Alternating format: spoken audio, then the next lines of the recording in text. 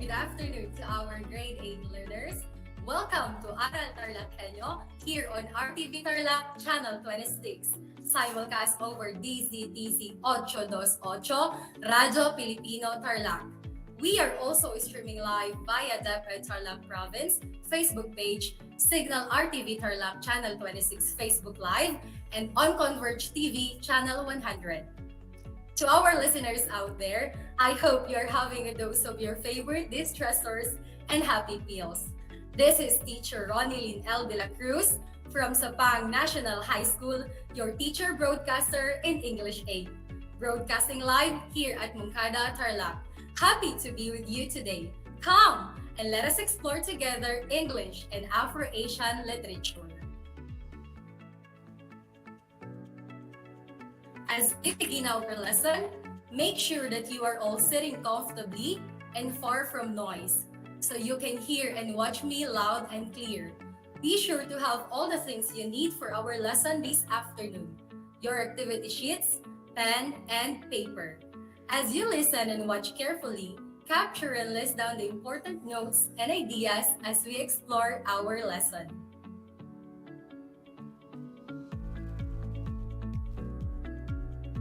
If you have questions and clarifications regarding our lesson today, just post them in the comment section if you are watching our Facebook Live. But if you are listening to the radio and watching TV, you may send your questions via text messaging or FB Messenger to your teacher. By the way, don't forget to type your name, your section, and the name of your school in the comment box if you're tuned in to RTV Tarlac, so your English teacher will know that you were participating in our discussion. Get ready, 8th graders! I believe you are now prepared. Our exciting adventure will now begin with our topic for today.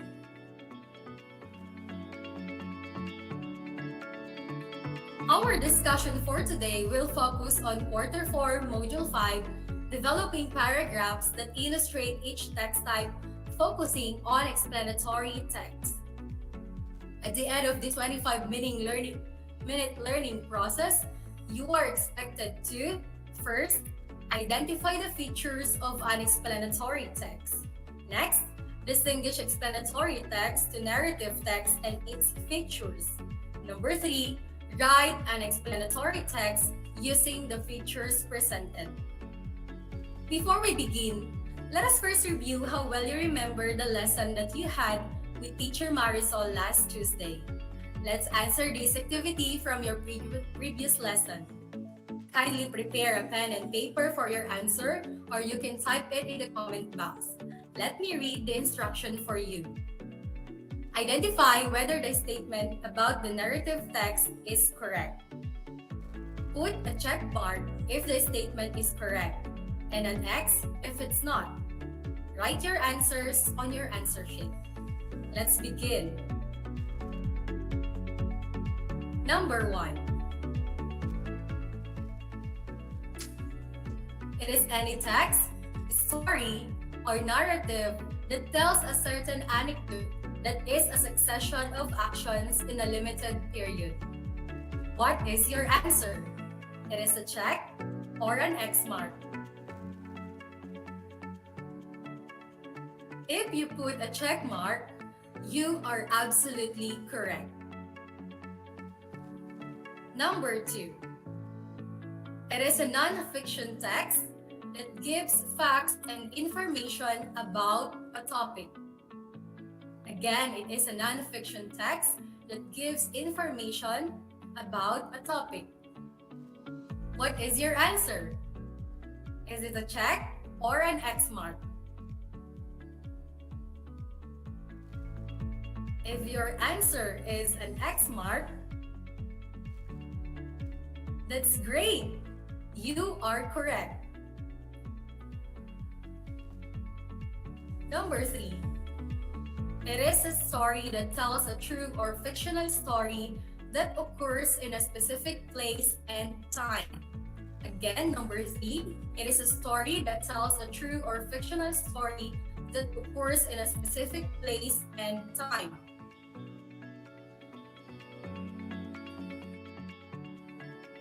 What is your answer? It is a check or an X mark?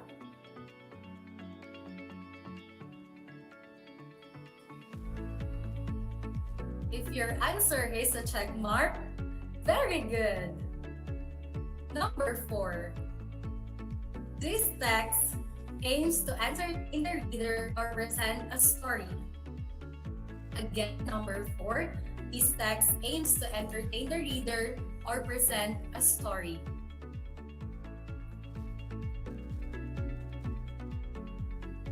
What is your answer?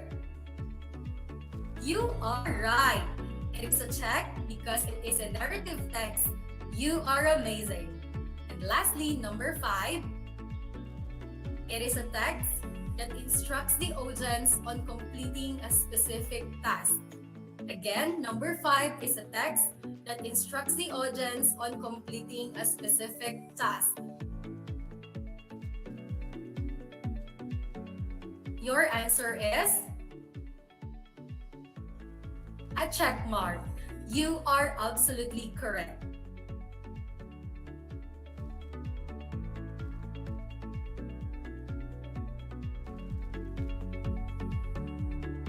Okay, how was your score? Did you get all the answers correct? Well done, 8th graders! Always remember that narrative text is any text, story, or narrative that tells a certain anecdote that is a succession of actions in a limited period. This text also aims to entertain the reader or present a story. Is everything clear about our previous lesson? Amazing! So buckle up everyone, and let us now begin our new lesson. In your activity sheets, you will see the different terms and definitions related to our lesson for today. And our topic is about explanatory text. Learners, what is an explanatory text?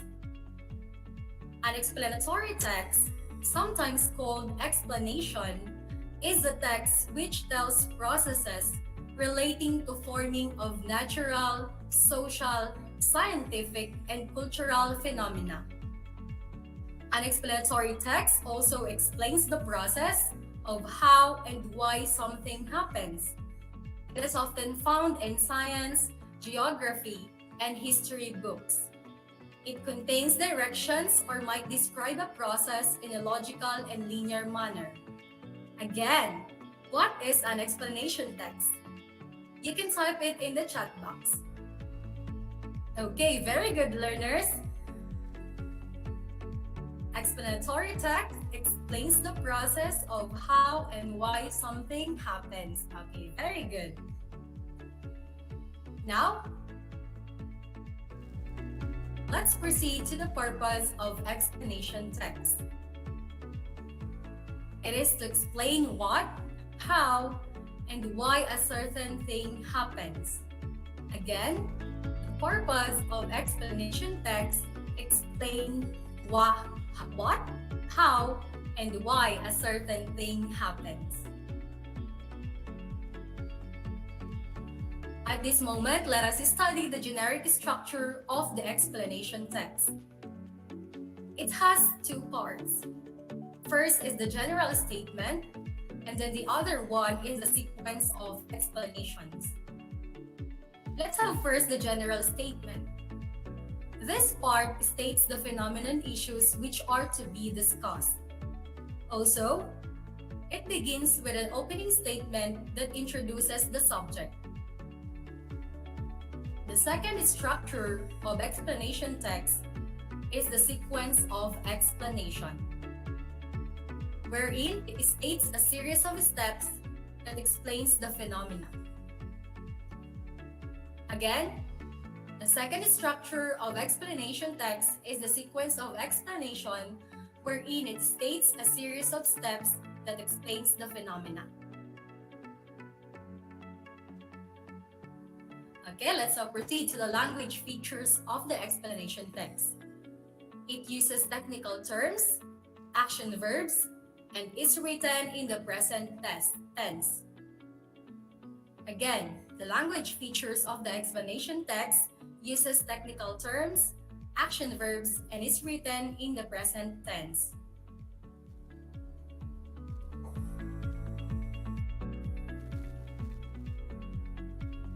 To strengthen your understanding of explanatory text, let us check this example of explanation text about the processes of making chocolate, or the process of making chocolate.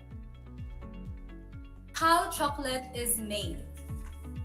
Have we wondered how we get chocolate from?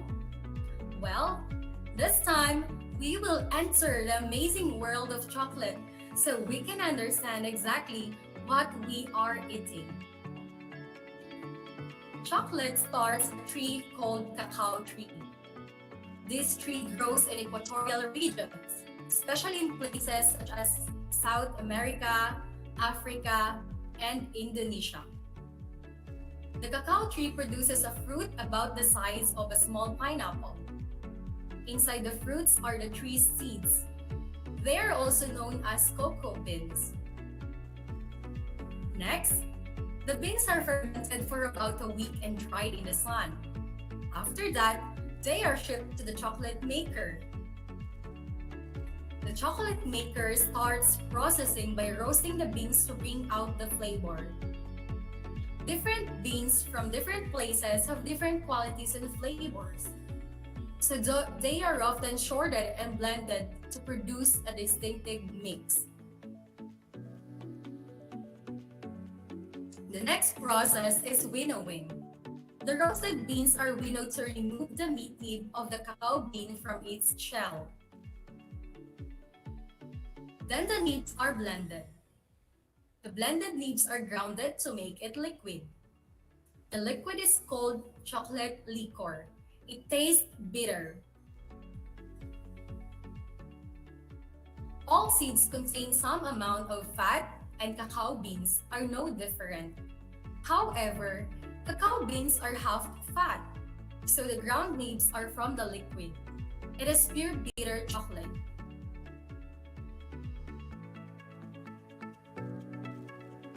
The above example of explanation text has the following generic structure. A general statement is a statement that says about how chocolate and how it is formed. Again, the general statement is a statement that says about how chocolate and how it is formed. A sequence of explanation is a series of explanations of how chocolate is formed before we eat it. First, the chocolate is coming from a cacao tree. Then it is fermented and shipped to the chocolate producer. The cacao beans then are roasted and winnowed.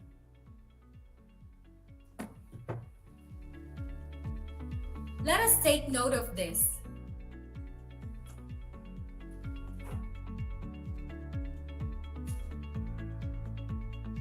Every genre has its special purpose or social function.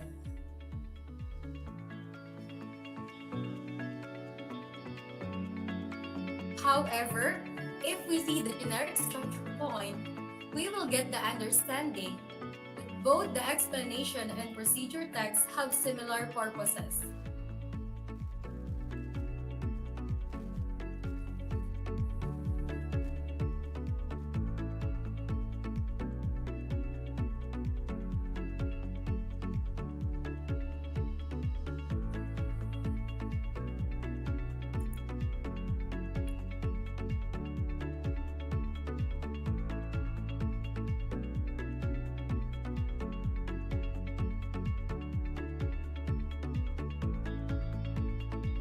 Explain how to make or form something. However, the procedure text will explain how to form or make something completely by instruction way. That is why most of the procedure text is composed in command sentences. On the other hand, an explanation text will show knowledge about how the thing is formed.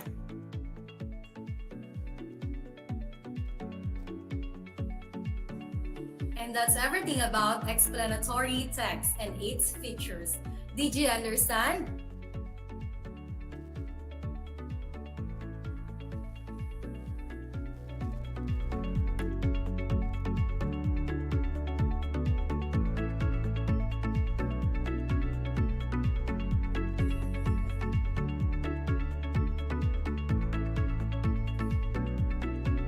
Did you like the topic for today? Great! I am happy that you liked it. Now, it's practice time! Let's move on to our Let Us Apply Activity 1. And I bet that you are ready.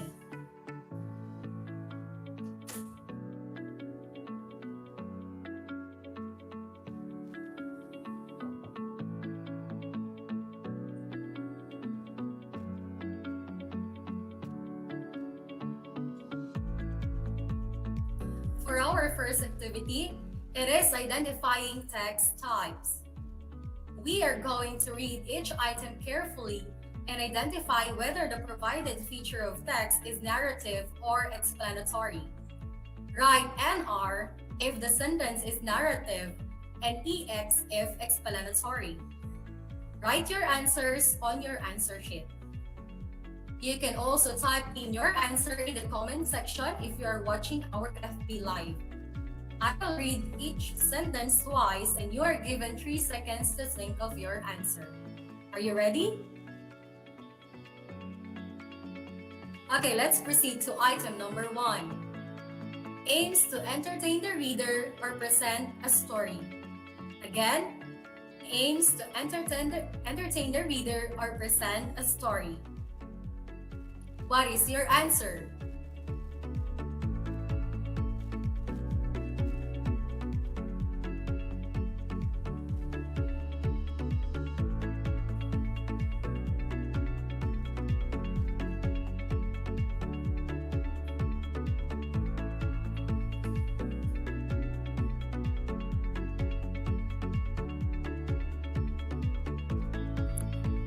Correct! The answer is NR for narrative.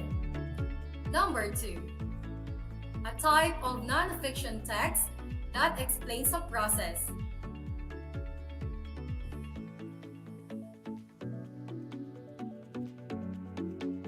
Again, number 2 is a type of non-fiction text that explains a process.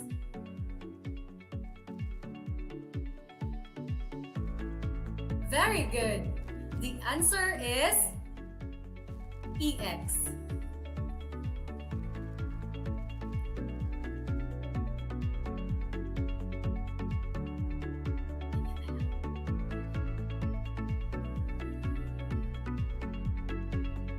Okay, number 3.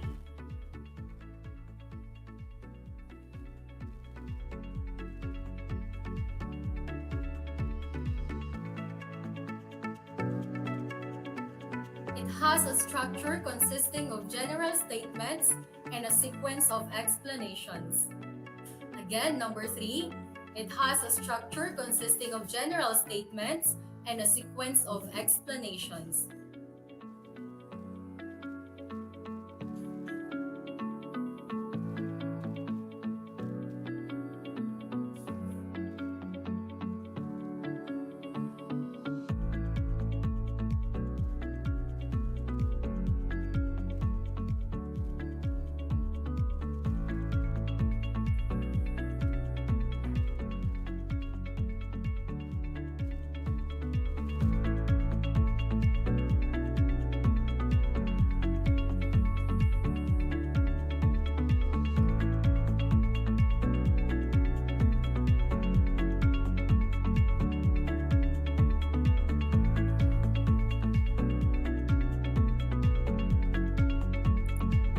You are right. The answer is EX. Next, number 4. It explains the process of how and why something happens.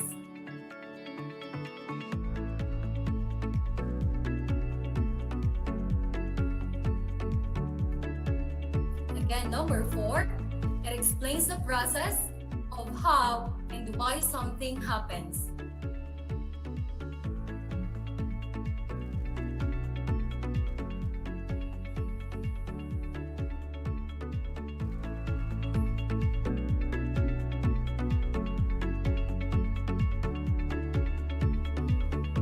Okay, the answer is EX. Amazing, learners! And for the last number in activity 1, number 5.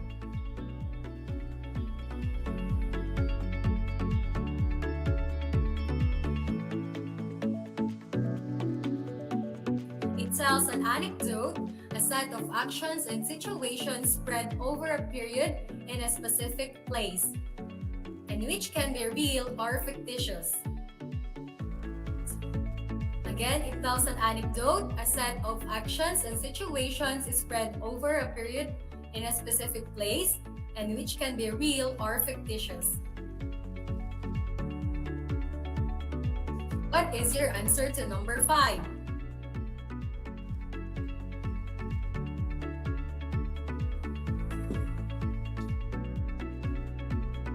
That's great! The answer is NR. How was your score? Did you get a perfect score? Excellent, grade 8 learners! But if you did not get a perfect score, do not worry because there is still room for improvement and we still have more activities to accomplish. With that, we will now move on to our next activity because activity 1 is just a warm-up. Let me now read the directions. Activity 2 is about categorizing examples of narrative and explanatory text. This time, we are going to categorize the given examples of narrative and explanatory text below. Write your answers under the respective category inside the Venn diagram in any order. Again, you're going to categorize the given examples of narrative and explanatory text below. Write your answers under the respective category inside the Venn diagram in any order. The first example is Harry Potter. Next is how is kite flying?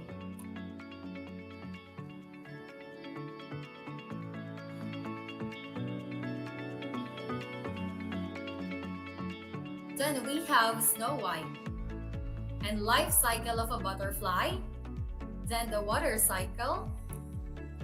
Next, we have the process of cooking adobo. And lastly, my most unforgettable summer vacation. Again, I'm going to repeat. Harry Potter, how is kite flying? Snow White, life cycle of a butterfly, the water cycle, the process of cooking adobo, and lastly, my most unforgettable summer vacation. I will give you 2 minutes to answer this activity.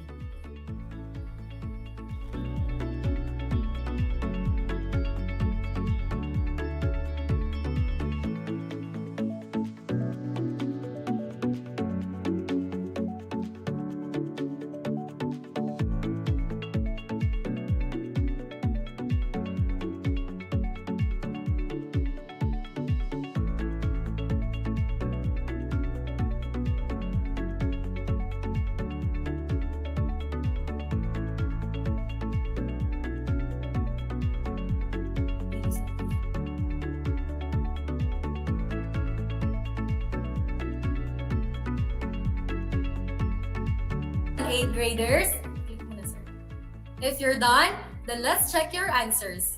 Flash on the screen here the correct answers to our activity.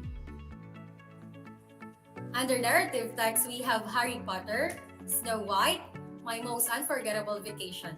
While under explanatory text, we have the following: the life cycle of a butterfly, how is kite flying, and the water cycle. And lastly, the process of cooking adobo. Your answers can be written in any order. Did you get all the correct answers? That is indeed amazing. Congratulations and keep it up. To further understand our lesson, let's have another activity.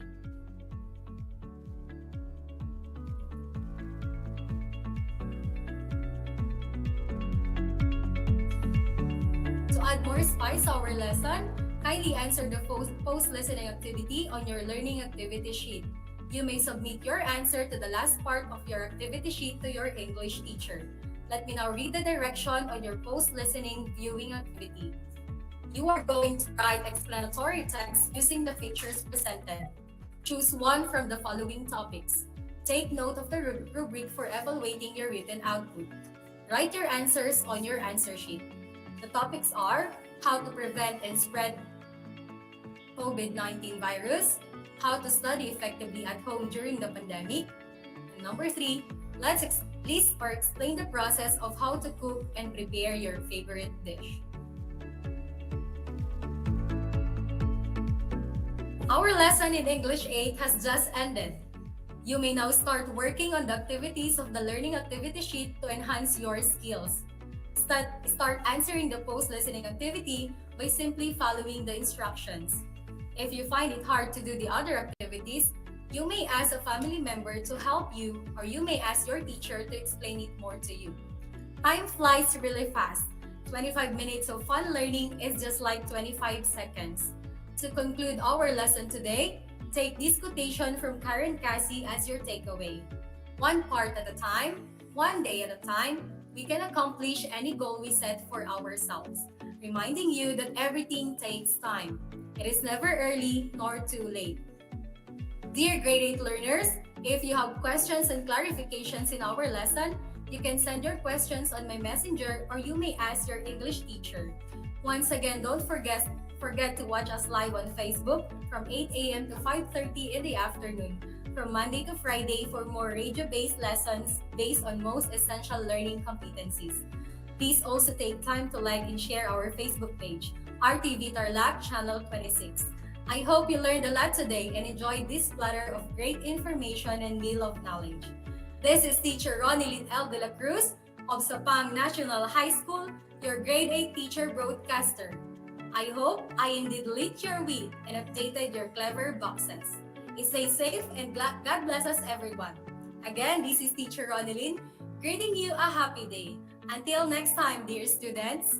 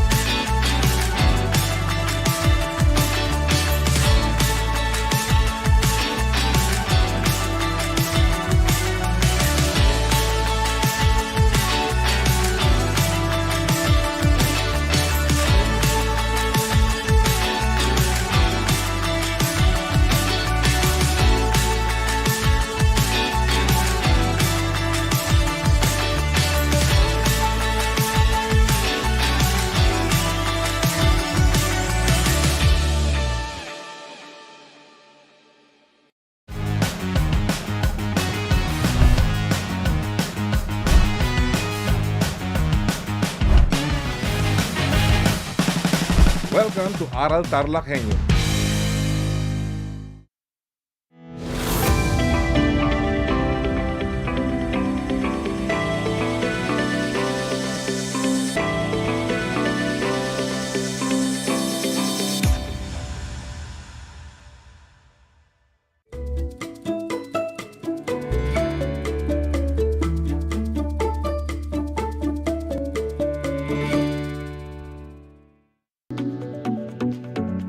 Welcome sa ating Aral TarlakHenyo ng Schools Division of Tarlac Province, hatid sa inyo ng RTV Tarlac Channel 26 at DCTZ Radio Pilipino Tarlac. At ngayong araw ay matutunghayan ninyo ang remote live broadcast para sa isa na namang pag-aaral ng isang leksyon sa Araling Panlipunan Grade 8 dito lamang sa Barangay Tibag. Magandang araw! Narito na naman tayo nagsisikap at nagpupunyagi upang maging makadiyos, makatao, makakalikasan at makabansa. Kumusta na kayo mga ginigilog kong mag-aral? Ang aking pagbati at paghanga sa inyong masidhing pagpupunyagi at patuloy na pag-aaral sa kabila ng hamon ng pagkakataon ang COVID-19 pandemic. Ako nga pala ang inyong guro sa Araling Panlipunan Grade 8, Ginang Christy L. Castillo. At naririto akong muli upang samahan at gabayan kayong maunawaan ang ating paksang aralin ngayon tungkol sa pandaigdigang organisasyon, alyansa at pangkat. At sa lahat ng ating mga mag-aaral na nasa ika-8 baitang, sa patnubay ng inyong mga magulang, kung meron kayong nais linawin o katanungan tungkol sa ating talakayan sa araw na ito, maaari kayong mag-text sa numerong naka-flash sa inyong screen. At sa lahat ng ating taga-subaybay, tagapakinig ng RTV Tarlac, Channel 26 at DCTZ Radio Pilipino Tarlac, narito ang aking numero, 0921-25-225-24. Kaya, ano pang hinihintay ninyo? At text na. At bago natin simulan ang ating panibagong aralin sa araw na ito, kailangan muna ninyong malaman kung ano nga ba ang dapat gawin para magkaroon ng isang kaaya-ayang pakikinig at panonood sa ating remote live broadcast. Narito ang mga dapat ninyong gawin. Una, siguraduhin na kayo ay nasa komportableng lugar habang nakasubaybay. Ikalawa, ihanda ang inyong module, papel at ballpen na gagamitin sa ating pag-aaral. Ikatlo, iwasan ang paggawa ng ibang bagay at ituon ang sarili sa paksang tatalakayin. Sigurado kong alam ninyong lahat ang mga nabanggit kong dapat gawin para magkaroon ng mas kaaya-ayang pakikinig sa araw na ito. At bago tayo dumako sa panibagong aralin, atin munang balikan ang leksyong na pag-aralan ninyo noong nakaraang linggo, at ito ay ang tungkol sa Cold War at neokolonyalismo. At base sa inyong natalakay, natutunan ninyo ang mga sumusunod. Ang mga pamamaraan at uri ng neokolonyalismo at epekto ng neokolonyalismo. Una, natutunan ninyo na ang neokolonyalismo ay nangangahulugan ng bago at ibang anyo ng pananakop at ipinapakita ito sa 3 paraan. Ikalawa, mayroong 5 uri ng neokolonyalismo. Ekonomiko, kultural, dayuhang tulong o foreign aid, dayuhang pautang o foreign debt, at lihim na pagkilos o covert operation. Pangatlo, ekonomiko. Nagpapalaganap ito sa kunwaring tulong tungo sa pagpapaunlad ng kalagayang pangkabuhayan ng bansa. Kultural. Nagbago ang mga likas na pananaw at paniniwala ng mga bansa. Dayuhang tulong o foreign aid. Isa pang instrumento ng neokolonyalismo ang nakapaloob na tulong. Maaari itong pang-ekonomiya, pang-kultural o pang-militar. Dayuhang pautang o foreign debt. Ano bang pautang na ibibigay ng IMF o World Bank ay laging may kaakibat na kondisyon. Lihim na pagkilos o covert operation. Kung hindi mapasunod ng mapayapa, gumagawa ng paraan ang neokolonyalista upang guluhin ang isang pamahalaan o ibagsak ito ng tuluyan. Natutunan din ninyo ang apat ang naging epekto ng neokolonyalismo. Ito ay mga sumusunod. Uperdependence o labis na pagpapakandili, loss of identity o kawalan ng pagkakakilanlan, loss of pride o kawalan ng karangalan, at continued enslavement o patuloy na pagkakaalipin. Alam ko na naalala pa ninyong lahat ang mga nabanggit kong teksto at kaalaman ukol sa ating nakaraang talakayan. Ngayong araw ay handa na ba kayo sa isa na namang makabuluhang aralin? Game na ba kayo na matuto sa araw na ito, sa Araling Panlipunan Grade 8? At dito lamang yan sa Aral TarlakHenyo. At ngayong araw ay pag-uusapan natin ang paksang aralin na may pamagat na mga pandaigdigang organisasyon, pangkat at alyansa. At bilang gabay sa pag-aaral ninyo sa araw na ito, narito ang Most Essential Learning Competency. Napapahalagahan ang bahaging ginagampanan ng mga pandaigdigang organisasyon sa pagsusulong ng pandaigdigang kapayapaan. At bago tayo dumako sa pagtatalakay ng panibagong aralin, ay magkakaroon muna tayo ng isang simpleng gawain. Pero alam ko na magugustuhan ninyo ang gawain na ito. Handa na ba kayo? Narito ang panuto para sa isang gawain na tinutukoy ko. Una ng mga nawawalang titik para mabuo ang salita. Handa na ba kayo?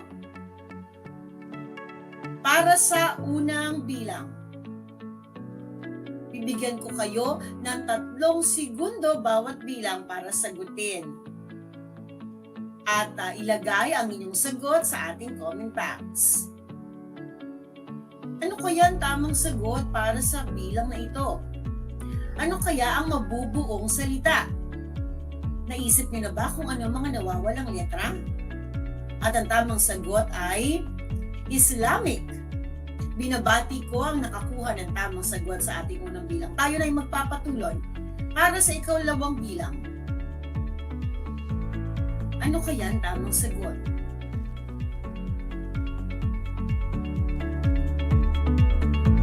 At ang tamang sagot ay Southeast. Dumako na tayo sa ikatlong bilang.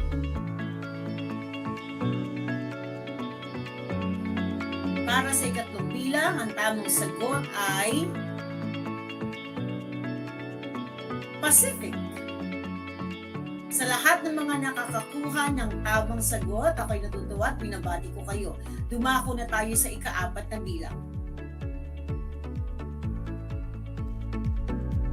Ano kaya ang salitang ito? Mukhang napakadali ng salitang ito.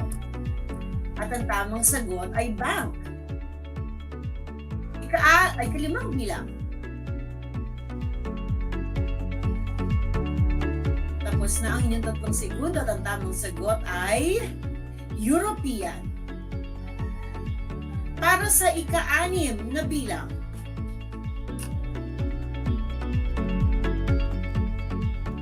At ang tamang sagot ay trade.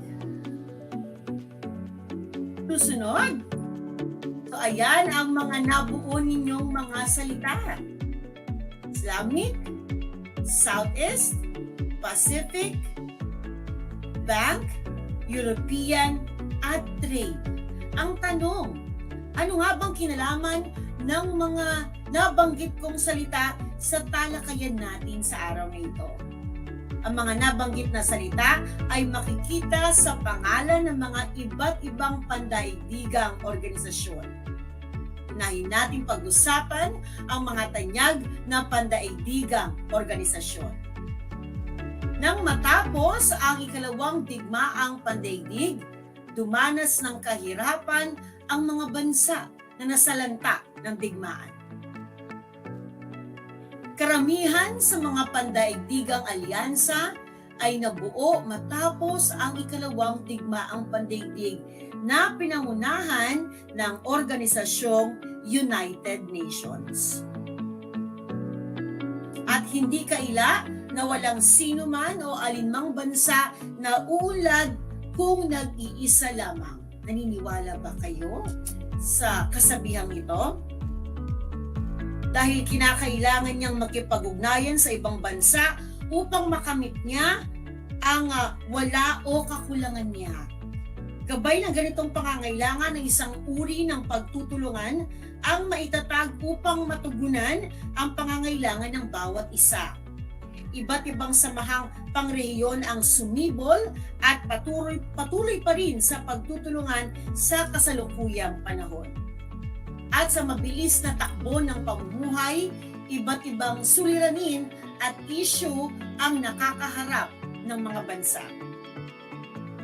Bukod sa United Nations, marami pang organisasyong pandaigdig na nabuo na may layuning pagbigkisin ang mga bansa upang matamo ang pandaigdigang kapayapaan at kaunlaran. Ngayon ay atin nang isa-isahin ang mga tanyag na pandaigdigang organisasyon. Una na dyan ang tinatawag nating EU o European Union. Makikita ninyo na naka-flash sa inyong screen ang logo ng EU o European Union. Ano nga ba ang layunin ng nasabing organisasyon? Ang Unyong Europeo ay isang pang-ekonomiko at pampolitikal na unyon ng 27 malalayang bansa. Ito ang pinakamalaking kompederasyon ng mga malalayang estado na itinatag sa ilalim ng pangalang iyon noong 1992.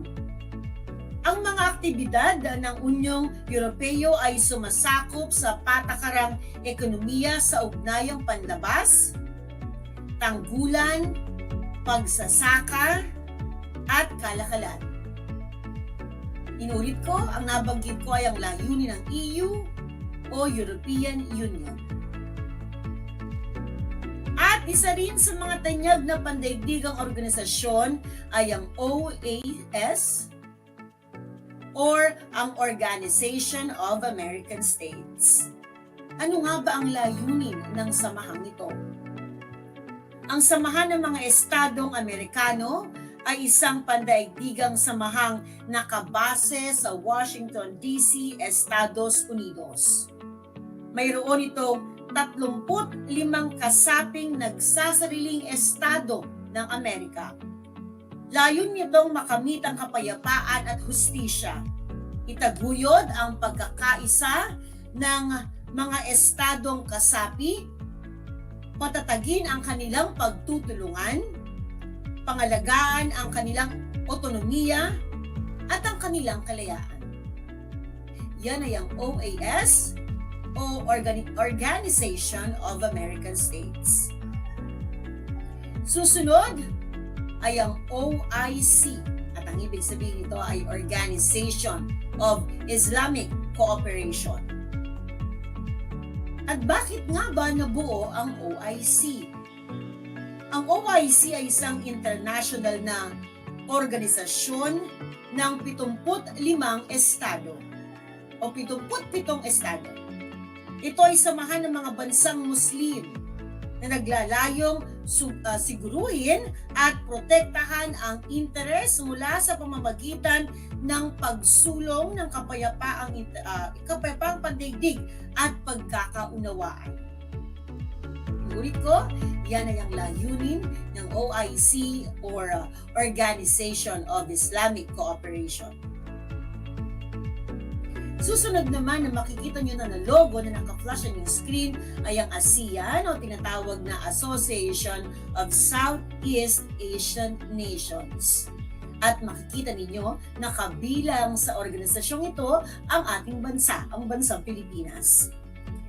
Ang ASEAN o ang kapisanan ng mga bansa sa Timog Silangang Asya o mas kilala bilang ASEAN ay isang organisasyong geopolitikal, ekonomikal at pangkultura ng mga bansa sa Timog Silangang Asya. Ang layunin ng samahang ito ay maitaguyod ang paglago ng ekonomiya, kaunlarang panlipunan, pagsulong ng mga kultura ng bawat kasaping bansa at pagpapalaganap ng kapayapaang panrelihiyon. At yan ay ang ASEAN or Association of Southeast Asian Nations. Ngayon naman ay dumako tayo sa paglalarawan ng mga pang-ekonomikong organisasyon at trading blocs.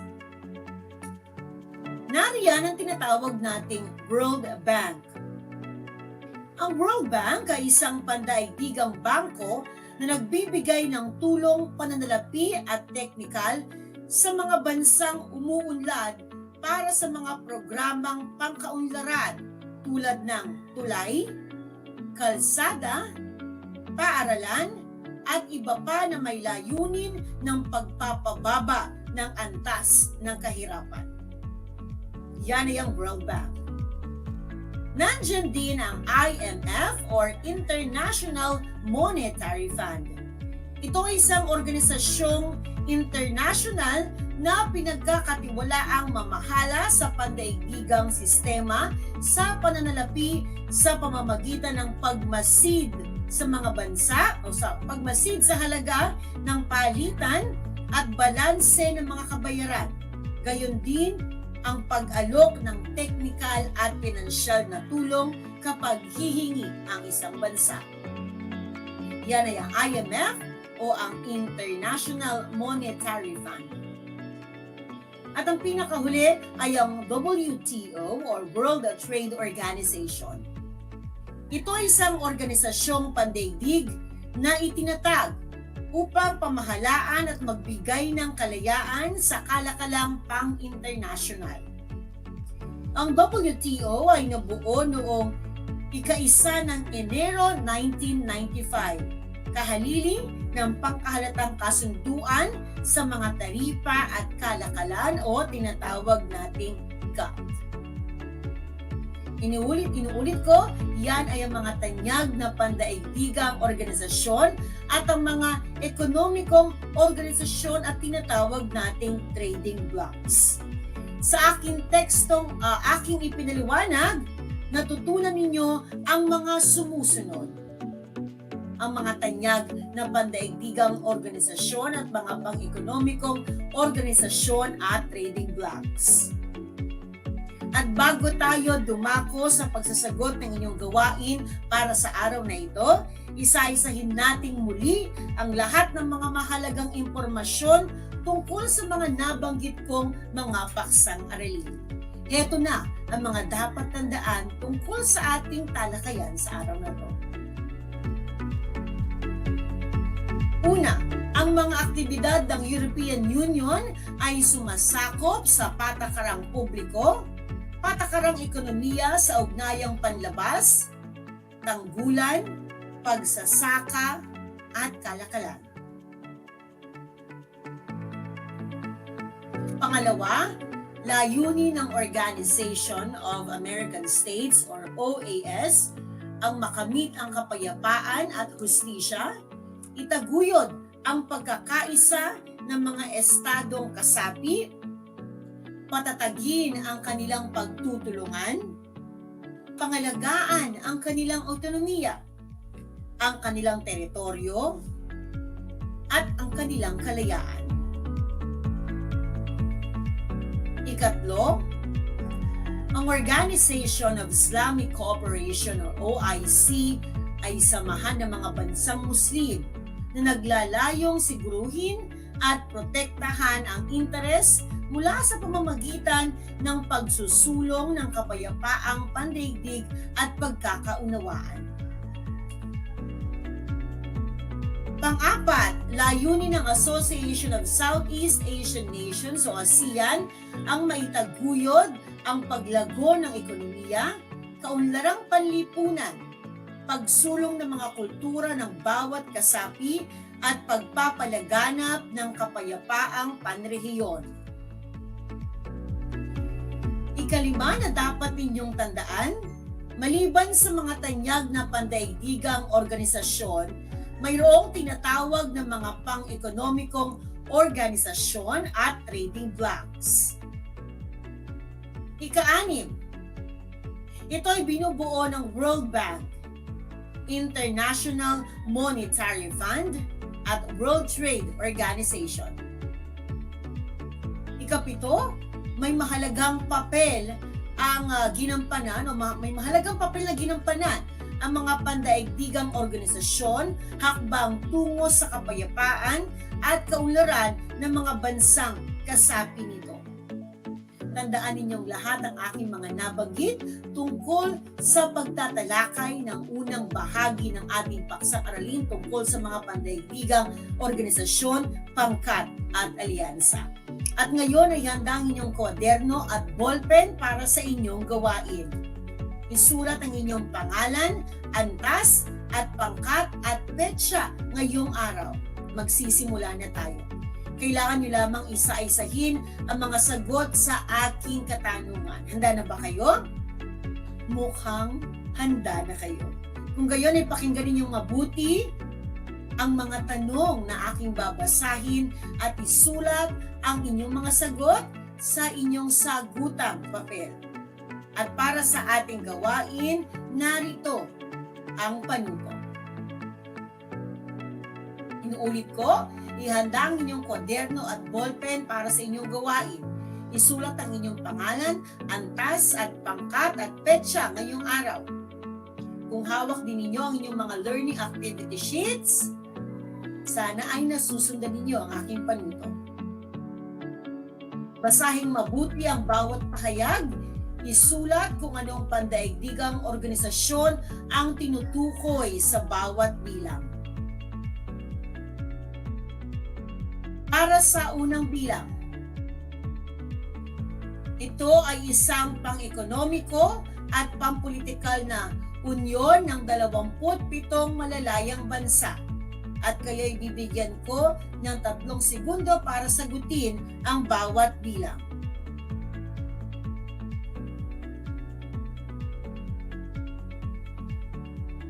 At para sa katanungang ito, ang tamang sagot ay European Union.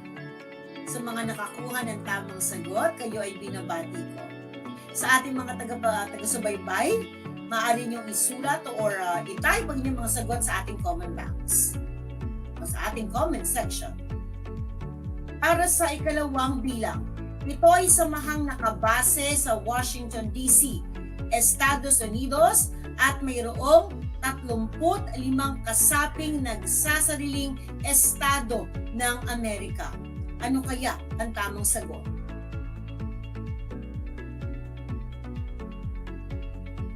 At ang tamang sagot ay Organization of American States or OAS. Kung sinagot niyo ay acronyms, yan ay tama din. Para sa susunod na bilang, ito ay isang international na organisasyon ng 57 estado at samahan ng mga bansang Muslim. Ang sagot ay OIC or Organization of Islamic Cooperation. Susunod, ito ay isang organisasyong geopolitical, economical, at pangkultura ng mga bansa sa Timog Silangang Asya, kung saan kabilang ang bansang Pilipinas. Ano kaya ang tamang sagot? Para sa bilang na to, ang sagot ay Association of Southeast Asian Nations or ASEAN. Para sa susunod na bilang, kalamang bilang, ito ay isang pandaigdigang bangko na nagbibigay ng tulong pananalapi at teknikal. At ang tamang sagot ay World Bank. Nakukuha ba ninyo ang tamang sagot? Kung gayon, kayo ay binabati ko. Para sa ika-6 na bilang, ito ay isang organisasyong international na pinagkatiwalaang mamahala sa pandaigdigang sistema sa pananalapi. At ang tamang sagot ay IMF or International Monetary Fund. At sa ika-7 bilang, at ito na ang pinakahuling bilang para sa inyong gawain sa araw na ito. Ito ay tinatag upang pamahalaan at magbigay ng kalayaan sa kalakalang pang-international. At ang tamang sagot ay WTO o World Trade Organization. Binabati ko ang lahat ng mga mag-aaral na nakakuha ng tamang sagot. Sa mga hindi naman, kayo ay maaari pang makabawi sa ating susunod na gawain. Nagustuhan niyo ba ang inyong maikling pagsusulit sa araw na ito? Ako ay natutuwang malaman yan. Isang bahagi ng ating leksyon ng ating natapos talakayin. Upang magkaroon ng ideya sa susunod na tatalakayin ay maaari ninyong basahin ang inyong Module 6 at basahin at pag-aralan ang paksang iba pang mga organisasyong pandaigdig. At para sa inyong takdang aralin, ito ay naka-flash sa screen. Organisasyon mo, ipaglaban mo. Ito ay gawain 5 at ito ay nasa pahina 12 ng inyong Module 6. Ipasa ang inyong mga sagot sa inyong Google Classroom o sa Messenger account ng inyong guro sa Araling Panlipunan 8 o maaari din ninyo itong ipasa sa inyong guro personal pagpunta nyo sa inyong paaralan. At bilang pagwawakas para sa araw na ito, ako'y mag-iiwan ng isang kataga mula kay HENYO na nagsasabing, working together as a team helps build a cohesive organization.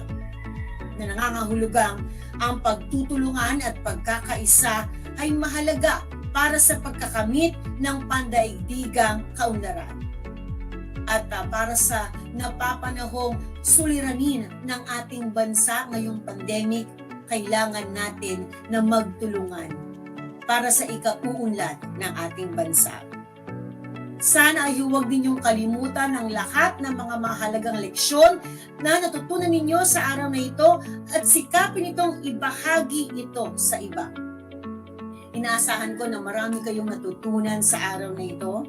Muli, ako ninyong guro sa Araling Panlipunan Grade 8, Ginang Christy L. Castillo, na nagsasabing at nag-iiwan sa inyo na ang pag-aaral ng Araling Panlipunan ay daan para o sa pagiging makadiyos, makatao, makakalikasan at makabansa. Magandang araw sa inyo at hanggang sa muli.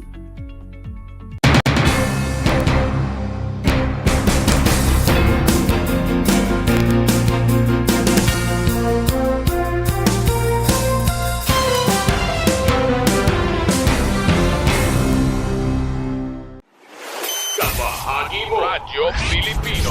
Impormasyong may kalidad. Serbisyong may halaga. Saan mang bahagi ng Pilipinas. On air. Saan mang bahagi ng mundo. Online. Ano mang uri ng pamumuhay. Kasama. Katuwang. Kapinoy. Kabahagi mo. Radyo Pilipino. Radyo Pilipino. I'm back. This is Sir Z, your teacher broadcaster. Magandang araw mga kapantas!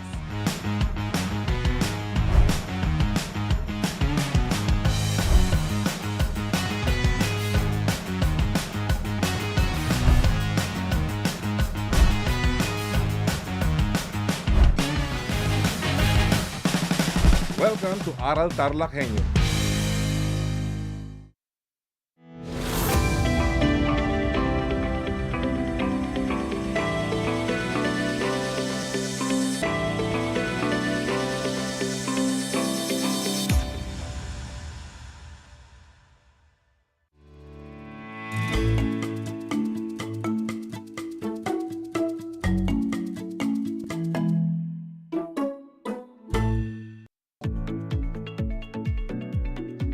Good afternoon, grade 8 learners, and to all the viewers of Aral TarlakHenyo here on RTV Tarlac Channel 26, simulcast over DCTC 828 Radio Pilipino Tarlac.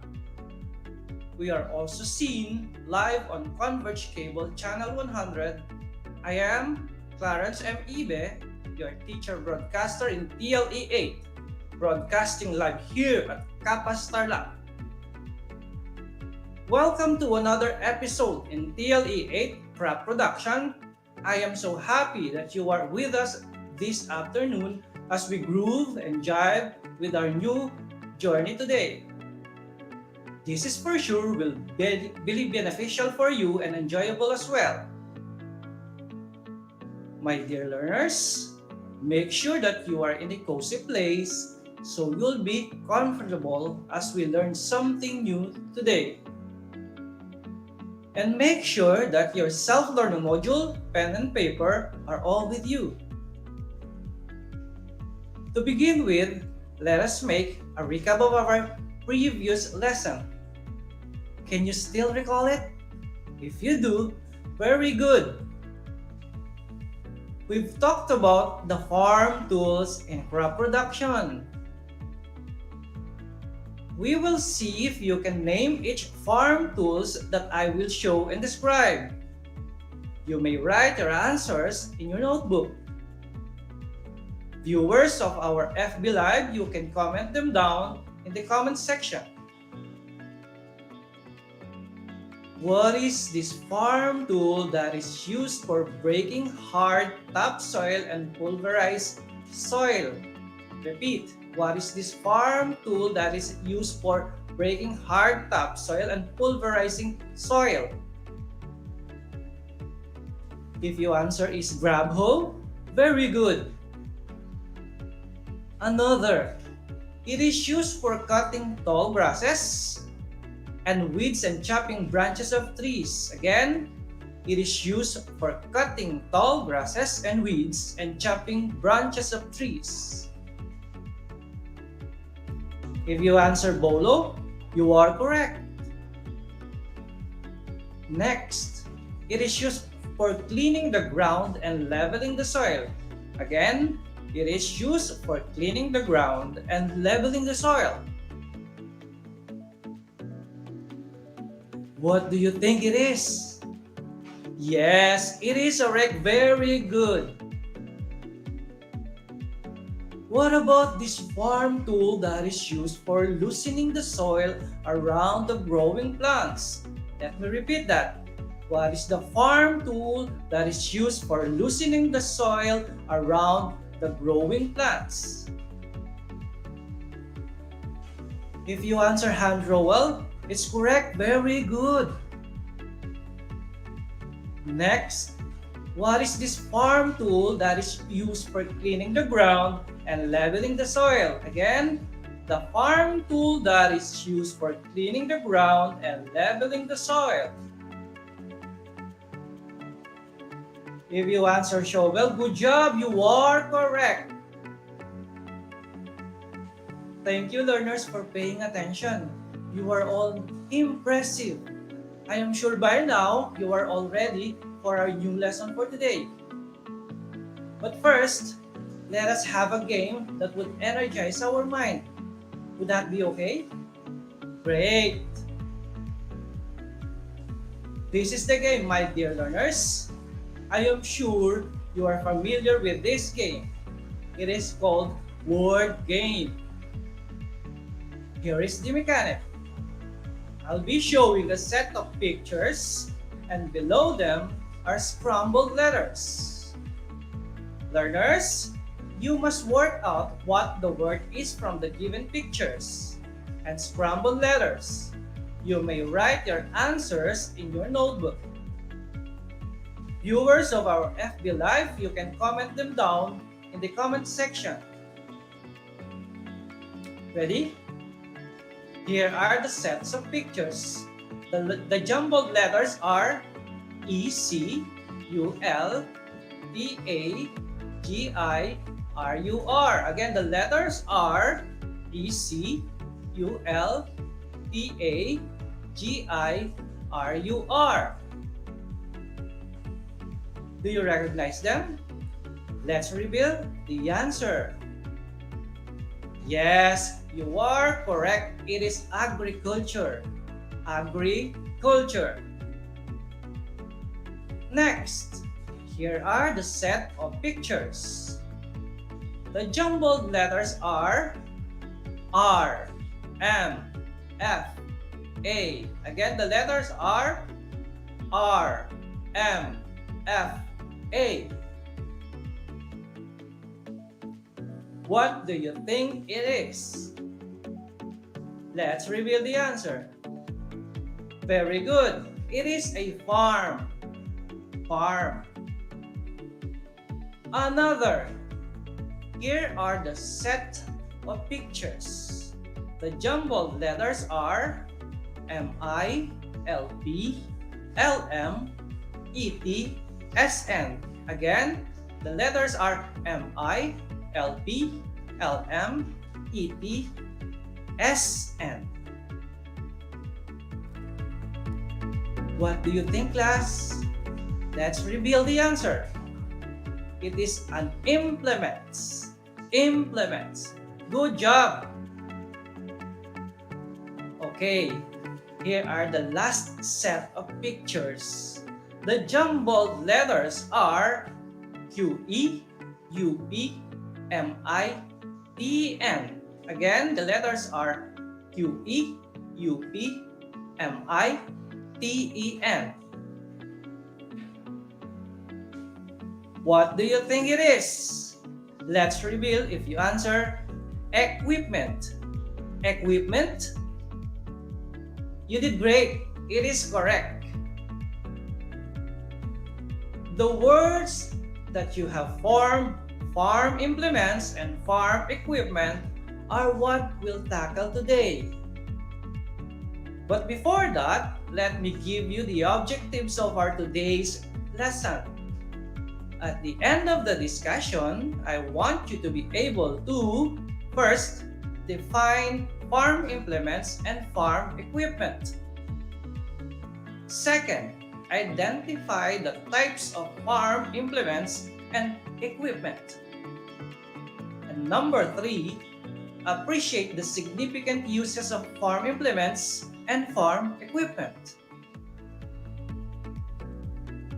Farm implements includes native harrow, low disc harrows such as native wooden harrow and disc harrow, and lastly, a rotavator. Learners, let us define first what are farm implements. Farm implements are accessories which are being pulled by a working animal or mounted to a machine like hand tractor or a four-wheel tractor. Also, farm implements are usually made from a special kind of metal, meaning they are made from hard metals. First example of farm implement is a plow. A plow is a farm implement used in crops production, in tilling large areas, making furrows, and inter-row cultivation. Class, what do you think is the reason why we need to pause or to plow the soil? Again, this question, what do you think is the reason why we need to plow the soil? Yes, it is because we need to break the blocky structure of the soil. It also helps in removing weeds and other crops residue from the previous harvest. That is why it is important to use a plow. There are two types of plow. We have the native plow and the disc plow. Native plow is usually used in farm pulled by a carabao or a cow. It is mostly made with either a combination of metal and wood of pure metal. Let's watch the short clip on how to use a native plow.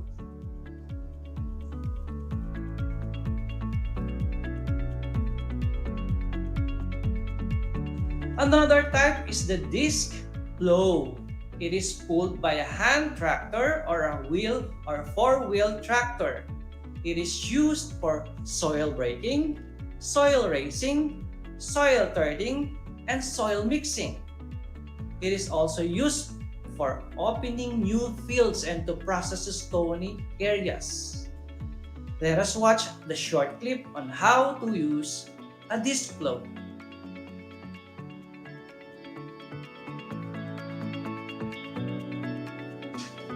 Another example of farm implement is the harrow. A harrow is also pulled by a carabao or a cow to make harrow in the farm. It is used for tilling and pulverizing the soil. There are two types of harrows. We have native wooden harrow and disc harrow. Native wooden harrow is made from wood or bamboo that is used to loosen the topsoil for the planting of crops. It is also pulled by a carabao or a cow to make harrow in the farm. Let us watch a short clip on how to use a wooden harrow.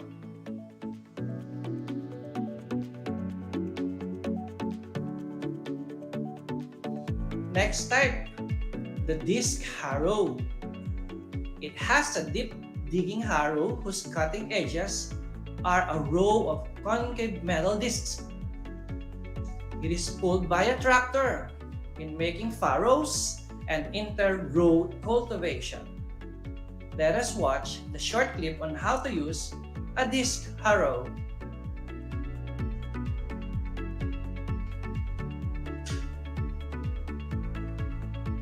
Last example under farm implement is the rotavator.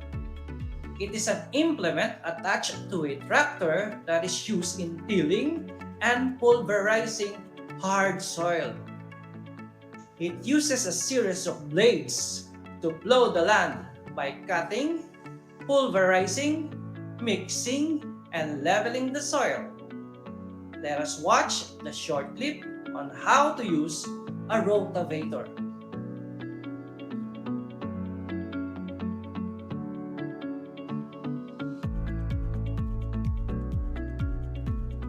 Let us now proceed to the farm equipment. These are machineries used in farming operations, especially in crop production. The first example of equipment is the hand tractor. Hand tractors are guided by two handlebars similar to bicycle handles, which are controlled by the farmer. It is used to pull a plow and harrow in preparing a large area of land. Let us watch the short clip on how to use hand tractor.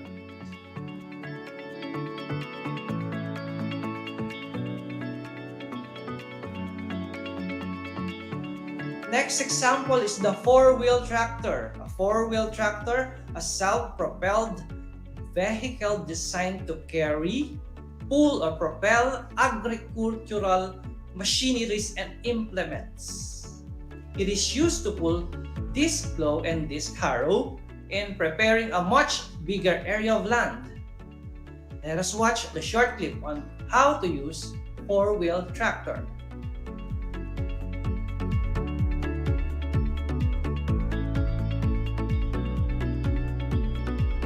Last example for equipment is the water pump. Water pumps are used to draw irrigation water from a source. It is important in providing high irrigation efficiency by providing a good amount of water to every area of the field. Let us watch the short clip on how to use water pump.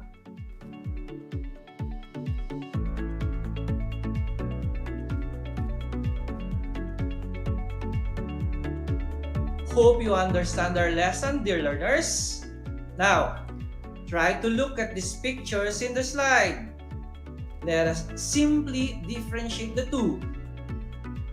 Farm implements are accessories used in farming that are pulled by animals, tractors to plow, and harrow to pulverize the soil before planting.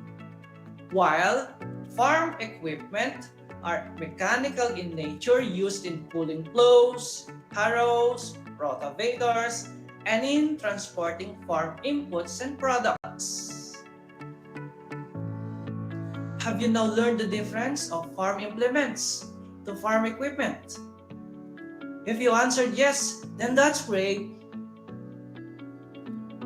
Alright, to test your mind, will you please bring out a piece of paper and a pen and let us see if you still can recall what we have discussed today. I'll give you a moment to prepare.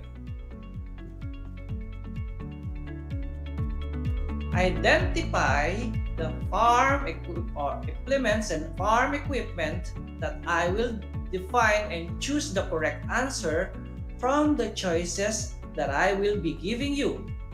Then set aside your answers because we will check them later.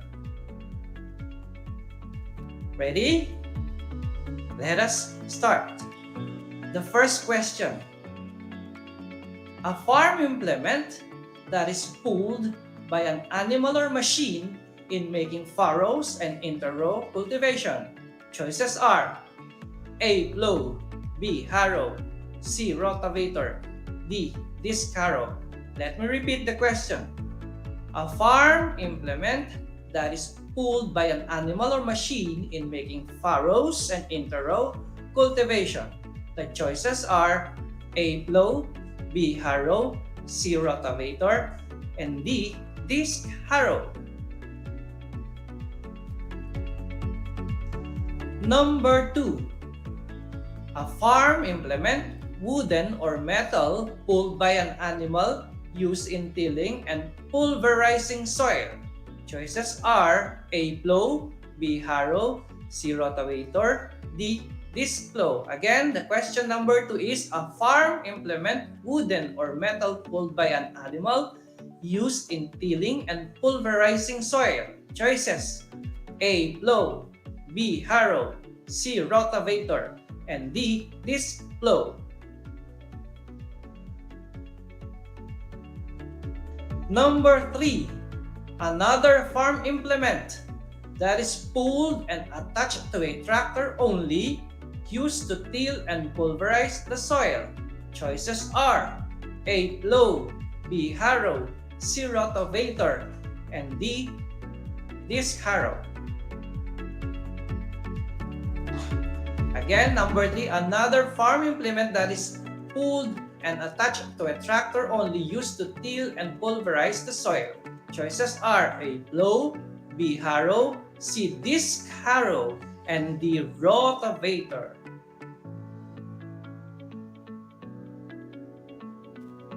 Let me now ask you about farm equipment. Farm equipment, number 4. Number 4 question, a farm equipment that is used to pull, a plow, and harrow in preparing a large area of land. Choices are A. Hand tractor, B. Four-wheel tractor, C. Water pump, D. Disc plow. Let me repeat that. Number 4, a farm equipment that is used to pull, a plow, and harrow in preparing a large area of land. A. Hand tractor, B. Four-wheel tractor, C. Water pump, and D.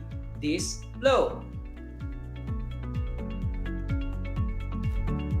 Another, number 5, a farm equipment that is used to pull disc plow and disc harrow in preparing much bigger area of land.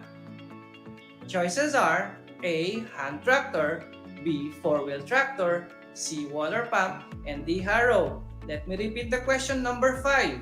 A farm equipment that is used to pull disc plow and disc harrow in preparing much bigger area of land. Choices are A. Hand tractor, B. Four-wheel tractor, C. Water pump, and D. Harrow. And lastly, for number 6, a farm equipment that is used to draw water, irrigation, or water from the source. Choices are A. Hand tractor, B. Four-wheel tractor, C. Plow, and D. Water pump.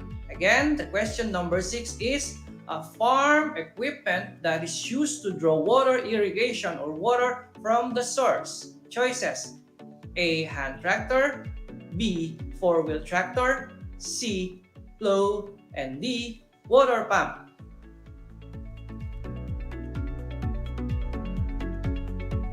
That will be all, learners. Now, let us check your answers. Are you ready? Answer number 1 is plow, letter A. Number 2, harrow, letter B. Number 3, rotavator, letter D. Number 4, hand tractor, letter A. Number 5, four-wheel tractor, letter B. Number 6, water pump, letter D. Let me repeat the answers. 1, A, 2, B, 3, D, 4, A, 5, B, and number 6, letter D. I hope you got them all correct. Count the number of your correct answers. Did you get them all right? If you answer yes, very good. For the enhancement activity, learners, download pictures of modern farm implements and farm equipment. Again, download pictures of modern farm implements and farm equipment. Then post them on the GC of your TLE teacher in grade 8 via Messenger. Ask your parents or guardians to assist you. I hope that will be enjoyable activity. But before we end our lesson today, let's answer first the questions asked by the learners listening live in our discussion. We have 2 questions here that came from Jasmine David and Jennifer Aquino. The first question is, what will happen if there is no water available in the farm? Again, the question is, what will happen if there is no water available in the farm? Let us answer that. If there is no water available in the farm, the crops will get dry and eventually the crops will die. That is why the reason why we need a water pump in the farm to generate water out from the ground and to irrigate the crops. The next question, or the second question, is from Jennifer Aquino. Among the farm implements, what is the most practical to use? Again, among the farm implements, what is the most practical to use? Good question. All of the farm implements are useful depending on the task and the area that you will prepare before planting. But if you will perform the task to a larger field, the most useful implement or implements and a cost-efficient effective is the rotavator. The rotavator. Alright, that ends our session for this afternoon. I hope you learned and enjoyed our on-air live discussion. Always remember that in TLE, we aim knowledge, skills, and progress.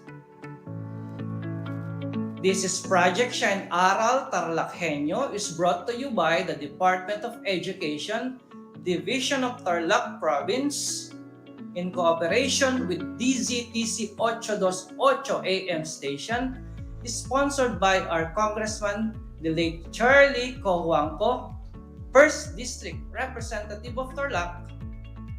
Thank you and God bless everyone. I am Teacher Clarence M. Ibe of Cristo Rey High School, Grade 8 TLE Anchor Teacher, for today's saying, our future lies in agriculture. And remember that in TLE, your skills are our priority. God bless everyone.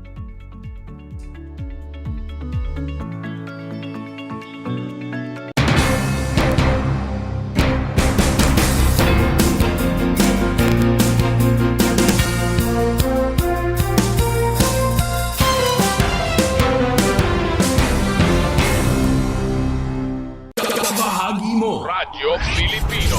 Saan mang bahagi ng Pilipinas, saan mang bahagi ng mundo, anumang uri ng pamumuhay, kabahagi mo. Radyo Pilipino. Radyo Pilipino. Sumasahim papawid sa DWPR 1296, Dagupan, DZTC 828, Tarlac, DZLT 1188, Lucena, DZYM 1539, Mindoro, DWRL 1080, Legazpi, DWRN 657, Naga, DYRB 540. Cebu, DYRL 1035. Bacolod, DYRL 1134. Dumaguete, DXCO 1044. Cagayan de Oro, DXGS 765. General Santo, DXOC 1494. Ozami, DXOW 981. Davao at Radio Filipino Podcast Center, Manila. Ito ang kabahagi mo, Radio Filipino. Napapakinggan on air, and online sa buong mundo sa pamamagitan ng www.radiofilipino.com. Impormasyong may kalidad at serbisyong may halaga. Kasama, katuwang, kapinoy, kabahagi mo, Radio Filipino. Radio Filipino.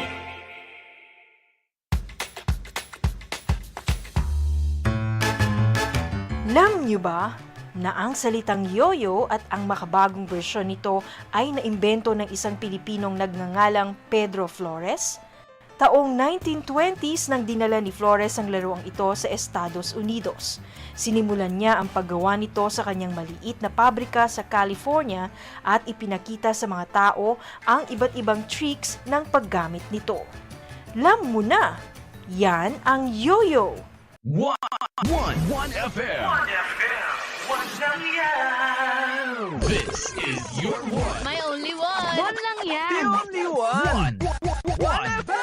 96.1 Tarlac, 98.3 Lucena, 88.3 Legazpi, 96.1 Surigao, 95.9 Butuan, 92.1 Mindoro, 96.7 Tacloban, 99.3 Baler, 95.1 Puerto Princesa, Palawan.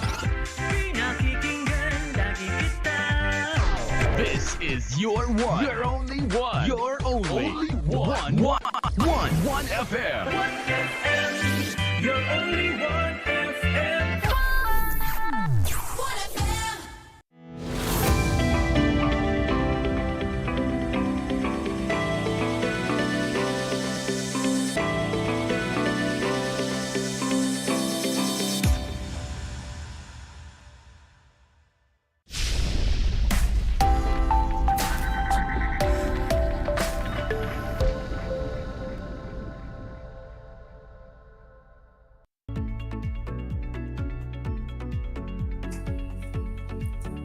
Broadcasting live at Victoria, Tarlac, you are watching Aral TarlakHenyo here on RTV Tarlac, Channel 26, simulcast over DCTC 828, Radio Filipino Tarlac, and Facebook Live. For those who are subscribed in Converge Cable, you can also watch this episode on Channel 100. Magandang buhay, grade 8 learners! This is your teacher broadcaster for MAPE, Miss Erica Joy Cardona. Join me for 25 minutes of meaningful learning experience on air. Our lesson in Grade 8 Health for this quarter is about strategies on preventing the use of gateway drugs. At the end of our lesson, I expect you to learn strategies in the prevention and control of cigarette smoking and drinking alcoholic beverages. Apply resistance skills in situations related to cigarette smoking and alcohol.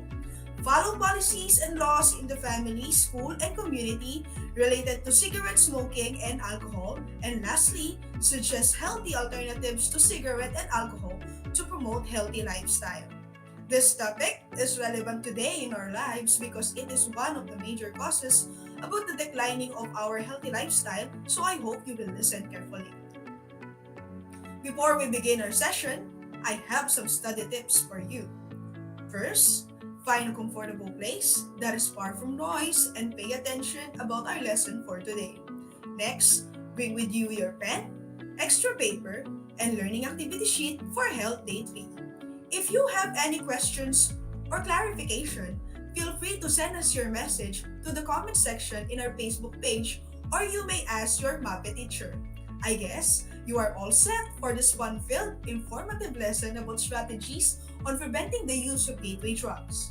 But before that, let us see if you still remember the previous lesson. Kindly get your pen and activity sheet and let us answer activity number 1. You can comment down your answer in our Facebook page. Are you ready? Let me read to you the directions for this activity. The following known are known dangers of smoking and alcohol.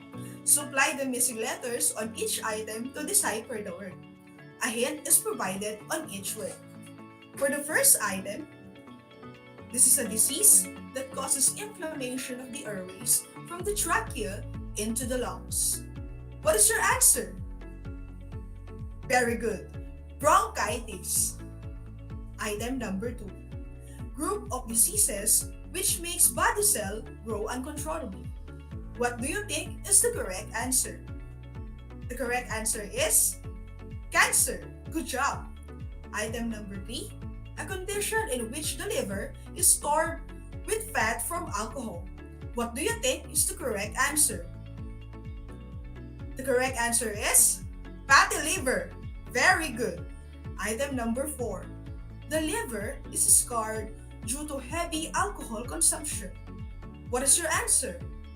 The correct answer is cirrhosis. Great. Last item, number 5. Foul smell exhaled from the mouth. The correct answer is bad breath. Very good. How well did you perform in the first activity? Kindly type your scores in the comment box. If you got all 5 items correct, that is excellent. For those who got 3 to 4, very good.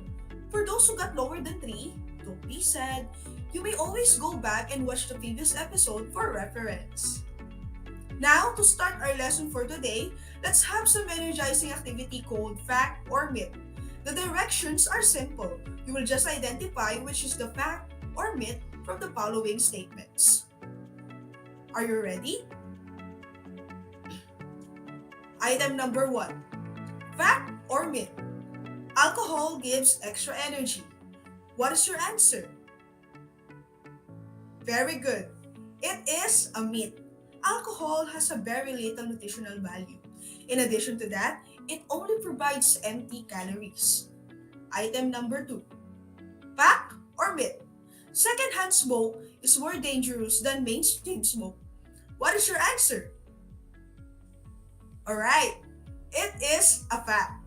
Secondhand smoke is the combination of smoke from the burning end of a cigarette and the smoke breathed out by smokers. Secondhand smoke contains more than 7,000 chemicals, of which 100 are toxic and about 70 can cause cancer. Item number 3. Fact or myth? Drinking coffee will help you to sober out. What is your answer? That's right. It is a myth. Coffee cannot sober you up. It does not get rid of alcohol from the system. If you have an alcohol level above the legal limit, you can drink all the coffee you want and the alcohol level will not magically fall faster than it would have if you had not drunk the coffee. Item number 4.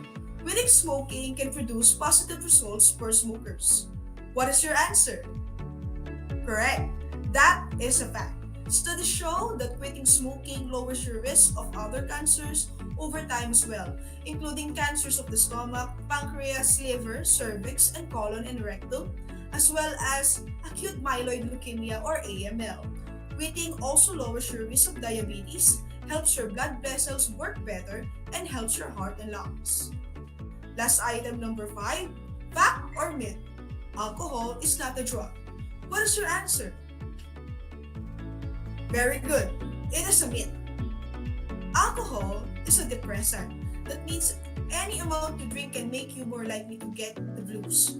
Drinking a lot can harm your brain and lead to depression. When you drink too much, you're more likely to make bad decisions or act on impulse. Did you get all the correct answers? If you got 5, you are well informed about the misconception about gateway drugs. If you got 4 to 3, I'm sure you will gain a lot more about our today's lesson. If your score is lower than 3, it's okay. I am here to enlighten you about gateway drugs. Let's keep the ball rolling and let's discuss about policies and laws regarding cigarette smoking. These are laws implemented by a governing body on using the tobacco or cigarettes. Republic Act 9211, it is also known as the Tobacco Regulation Act of 2003. It is the law governing tobacco production, distribution, and use. Under this law, we have Section 5 about smoking ban in public places. According to it, smoking shall be absolutely prohibited in the following public places. Number 1 is center of youth activities such as schools, colleges, university, and other recreational facilities for persons under 18 years old. Elevator and stairways, location in which fire hazards are present, including gas station and storage areas for flammable liquids, gas, explosives, or combustible materials. Within the buildings and premises of public and private hospital, medical, dental, optical clinics, health centers, and laboratories. Public conveyances and public facilities, including airport and ship terminals and train and bus station, restaurant and conference hall except for separate smoking areas, and food preparation areas. Hindi pinahihintulutan ng pagsisigarilyo sa mga lugar na ito sapagkat ito yung mga lugar na vulnerable o madaling pagsimula ng sunog malapit sa kabataan at sa mga paghahanda ng pagkain. Under Section 9 about minimum sales, it shall be unlawful for any retailer of tobacco products to sell or distribute tobacco products to any minor. These are persons under 18 years of age. It is also unlawful for any person to purchase cigarette or tobacco products from a minor. It is also unlawful for a minor to sell or buy cigarettes or any tobacco products. And it is also unlawful for a minor to smoke cigarette or any tobacco products. Ang paggamit at pagbebenta ng sigarilyo ay lubhang ipinagbabawal sa mga minoryang kagaya ninyo. Kaya kapag pupunta kayo sa mga grocery o convenience store, hindi talaga kayo pagbibilhan sapagkat ito ay labag sa batas. Under Section 10, the sale of tobacco within school premises, this section states that the sale and distribution of tobacco products is prohibited within 100 meters from any point of the perimeter of a school, public playground, and other facilities frequented particularly by minors. Moving on, Republic Act 8749, it is also known as Philippine Clean Air Act of 1999. This law clearly states that smoking inside a public building or an enclosed public place, including public vehicles and other means of transport, or in any enclosed area outside of one's private residence, private place of work, or any duly designated smoking area is hereby prohibited under this act. This provision shall be implemented by the local government units or LGUs. Next, there is also a law and policy about the use of alcoholic beverages and other volatile substances in our country signed by our late President Ferdinand Marcos in the year 1979. It is the penalizing the use or possession or the unauthorized sale to minors of volatile substances for the purpose of inducing intoxication or in any manner changing, distorting, or disturbing the auditory, visual, or mental process, or the Presidential Decree 1619. Under Section 1 of this Presidential Decree, volatile substances are defined as substances that include any liquid, solid, or mixed substance having the property of releasing toxic vapors or fumes containing one or more of the following chemical compounds: methanol, ethanol, isopropanol, ethyl acetate, or any other chemical substance which when sniffed, smelled, inhaled, or introduced into the physiological system of the body produces or induces a condition of intoxication, inebriation, excitement, stupefaction, dulling of the brain or the nervous system, depression, giddiness, paralysis, irrational behavior, or in any manner changing, distorting, or disturbing the auditory, visual, or mental processes. In simplest term, alcoholic beverages are considered samples of volatile substances because nagkakaroon ito ng pagbabago sa ating pag-iisip at pisikal na pangangatawan. Isang halimbawa na dito kung ikaw ay napasobra sa pag-inom o nalasing. Under Section 5 of PAD 1619, the sale of and offer to sell volatile substances to minors without requiring the written consent of their parents or guardian as a condition for such sale or offer to sell shall be punishable by imprisonment ranging from 6 months and 1 day to 4 years and a fine ranging from 600 to 4,000 pesos, provided that when a minor is 18 years or over and is duly licensed to drive a motor vehicle, such written consent shall not be necessary when the volatile substance sold or offered for sale is gasoline or any other motive fuel for motor vehicles. The sale of, offer to sell to minors of liquors or beverages containing an alcoholic content of 30% or above, 60 proof or above, is hereby prohibited and shall be punishable by imprisonment ranging from 6 months and 1 day to 4 years and a fine ranging from 600 to 4,000 pesos. Ibig sabihin ng batas na ito, bawal ang pagtitinda at pagbili ng mga kagaya ninyong minor de edad sa mga inuming may alcohol content na 30% pataas. Ang inyong mga magulang o guardians ang maaaring mapatawan ng parusa kapag ito inyong nilabag. Now that you know the policies regarding cigarette smoking and alcoholic beverages, let's now move on to our another topic. In your age, it is really inevitable on preventing yourself to be exposed in gateway drugs. Aminin natin, malaki ang impluwensya ng mga tao sa ating paligid, tulad ng ating pamilya at mga kaibigan. Maging ang mga napapanood natin sa TV ay may mga eksena tungkol sa paninigarilyo at pag-inom ng alak. But how can we prevent ourselves from using gateway drugs? Here's how. The first thing you have to do or develop is refusal skill. Refusal skills are ways to say no when someone is pressuring you to do something that you don't want to do. They can help you to avoid the pitfalls of using gateway or prohibited drugs. There are some ways to develop these skills. There are 5 examples of refusal skills. Number 1 is to say no. Kapag mayroon kang kaibigan na nag-aya sa'yo, sabihin mo ang mahiwag ng salita na hindi o no. Number 2, suggest another activity. Kapag inaaya ka pa rin ng iyong kaibigan, maaari kang mag-suggest ng ibang gagawin, kagaya ng paglalaro ng basketball, pagbabike, o kahit anong activity na hindi involve ang pag-inom at pagsisigarilyo. Number 3, give a reason. Kapag tumanggi ang iyong kaibigan sa suggestion mo, ikaw na ang magbigay ng rason para tumanggi. Sabihin mong ipinagbabawal sa iyo ito ng mga magulang mo dahil masama ito sa iyo at sa kalusugan mo. Number 4 is tell a story. Kung inaaya ka pa rin, maaari kang magkwento ng halimbawa ng mga di magandang epekto ng gateway drugs sa mga tao. Ikwento mo ang mga sakit na maaaring makuha dito. Number 5 is walk away. Kung patuloy pa rin siya sa pag-aaya sa iyo, mabuti pang umalis ka na lang at magpaalam sa kanya. Second strategy is to have a healthy lifestyle. There are so many healthy alternatives than turning yourself into gateway drugs. Get involved with sports, clubs, hobbies, and other activities. These activities can help teach you to have fun without drugs and alcohol. Third strategy is to educate yourself. Studies show that campaign ads, alcohol-free or smoke-free laws and policy help to flatten the curve of smoking.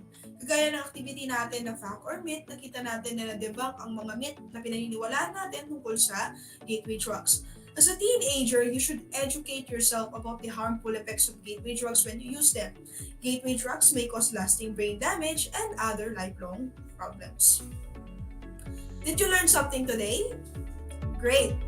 Let us have a short assessment regarding our lesson for today. Are you ready? Get your activity sheets and let us answer activity number 3, multiple choice. The directions are as follows. Then circle the letter of the correct answer. Item number 1. It is the law governing tobacco production, distribution, and use, known as the Tobacco Regulation Act of 2003. A. RA 9565. B. RA 9211. Letter C. RA 9362. Or letter D. RA 8211. What is your answer? Very good. It is letter B. Item number 2. According to Section 9 of the Tobacco Regulation Act of 2003, thus consumers cannot sell, buy, distribute, or smoke cigarettes or any tobacco products.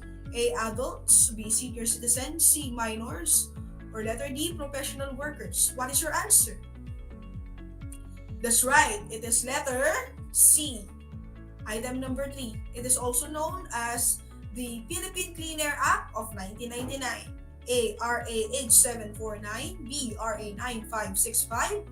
Letter C. RA 9211. Or letter D. RA 8211. What is your answer? Good job! The answer is letter A. Item number 4. According to this act, smoking inside a public building or an enclosed public place, including public vehicles and other means of transport, is prohibited. A. Tobacco Regulation Act of 2003 B. Philippine Clean Air Act of 1999, C. Smoking Ban Act of 2001, or letter D. Distribution of Tobacco Act of 1999. What is your answer? Correct! That is letter B. That's item number 5. Which of the following statements is a good resistance skill against alcohol drinking? A. Walking away to avoid it. B. Suggesting other activity rather than drinking. Letter C. Saying no. Or letter D. All of the above. What is your answer? Very good. That is letter D. This is just an easy assessment. Congratulations to those who got perfect scores. Comment down your scores in our Facebook page. For your performance test, as a student or member of this community, express your thoughts or opinions about how gateway drugs abuse can be prevented by creating a slogan or poster that you want the public to know. Use the rubrics that you can see on the screen or on your activity sheet as your guide in doing your advocacy campaign. Let me read to you the criteria. Workmanship and creativity, 25 points. Relevance to the topic, 15 points. Neatness, 10 points. A total of 50 points. Before we end, let me summarize our lesson for today's session. Our Republic Act 9211, or known as the Tobacco Regulation Act, it is the law for production, distribution, and use of any tobacco products. Republic Act 8749, known as the Philippine Clean Air Act of 1999. It is also a law about smoking ban in public places. Presidential Decree 1619, or the law penalizing about the illegal use, distribution, and creation of volatile substances such as alcoholic beverages and other substances that can cause distortion or disturbance in humans' nervous and physiological system. Under this laws and policy, we've learned that minors under 18 years of age are prohibited to sell, distribute, and use the gateway drugs, or else their guardians will be punished by the law. We also discussed about strategies on preventing the use of gateway drugs. First is to develop refusal skill. It is a way on preventing yourself from someone who is pressuring to take or use gateway drugs. Second is to maintain a healthy lifestyle. Last but not the least, educate yourself about gateway drugs. That's all for today's lesson. Thank you so much for your participation. I hope you've gained some insights and strategies in preventing yourself in getting involved by gateway drugs. Before we end, I want to express my sincerest gratitude to all the people who made Aral TarlakHenyo possible. Shout out to Ma'am Dalen Roy, Education Program Supervisor of MAPE, SDO Tarlac Province, Sir Agapito Gonzaga, School Head of Balayang High School, Sir Angel Villamin, our School Head, Victoria National High School, Ma'am Jane Duzon, our Head Teacher for MAPE Department, Ma'am Mary Ann Sullivan, my ever-supportive colleagues that are here today to assist me, Sir Ram, Ma'am Hazel, Ma'am Ann, Sir Jim Boy, Ma'am Winsel, and Ma'am Juliana, my 8 Sunflower face-to-face students, my best friends, Ma'am Charlene Mercado, and Ma'am Virgiline Gaston. This is your teacher broadcaster, Miss Erica Joy Cardona, saying, the best investment that you will ever make is your own health. Angat Tarlac, shine Tarlac. Until next time!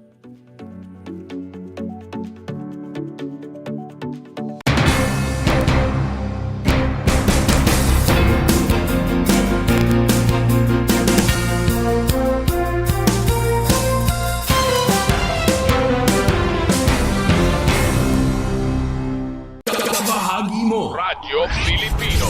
Saan mang bahagi ng Pilipinas, saan mang bahagi ng mundo, anumang uri ng pamumuhay, kabahagi mo. Radyo Pilipino. Radyo Pilipino. Sumasahimpapawid sa DWPR 1296, Dagupan, DZTC 828, Tarlac, DZLT 1188, Lucena, DZYM 1539, Mindoro, DWRL 1080, Legazpi, DWRN 657, Naga, DY DYRB 540, Cebu DYRL 1035, Bacolod DYRL 1134, Dumaguete DXCO 1044, Cagayan de Oro DXGS 765, General Santo DXOC 1494, Ozamis DXOW 981, Davao at Radio Pilipino Podcast Center Manila. Ito ang kabahagi mo, Radio Pilipino, napapakinggan on air, and online sa buong mundo sa pamamagitan ng www.radiopilipino.com. Impormasyong may kalidad at serbisyong may halaga, kasama katuwang kapinoy. Kabahagi mo, Radio Pilipino. Radio Pilipino.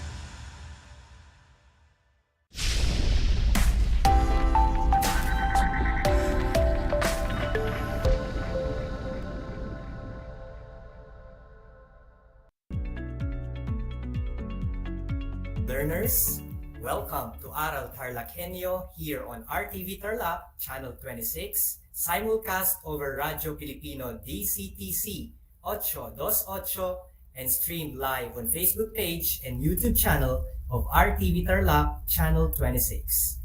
I am Jeremiah Gaputan, your teacher broadcaster for today, broadcasting live here in Victoria, Tarlac. Join me for another day of fun and meaningful learning experience in English 9.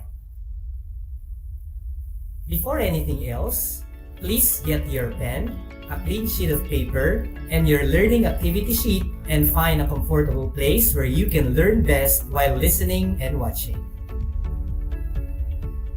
As we start our learning journey this afternoon, it is but important to look on the parts of your learning activity sheet, so you may scan the pages as we go over them. In this session, you will have 4 tasks. Activity 1 is entitled Let Us Review. Activity 2, Let Us Take Note. Activity 3, Let Us Apply. And lastly, Activity 4, Let Us Strengthen.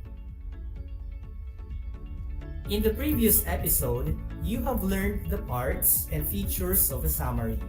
To be able to know if you can remember them, let us answer activity number 1. Let us review. Here is the direction. Read the statements carefully. Identify what is described by completing the missing letters to form the correct word. For those who are watching live via Facebook and YouTube, you may join us on our activity by typing your answers in the comment section. Are you ready, grade 9 learners? Okay, here we go. Number 1. It is a comprehensive and objective restatement of the main ideas of a text, whether an article, a book, movie, event, and others. Have you identified the missing letters? If you answer summary, you got it right. Let's proceed. Number 2. It introduces the main ideas of an article.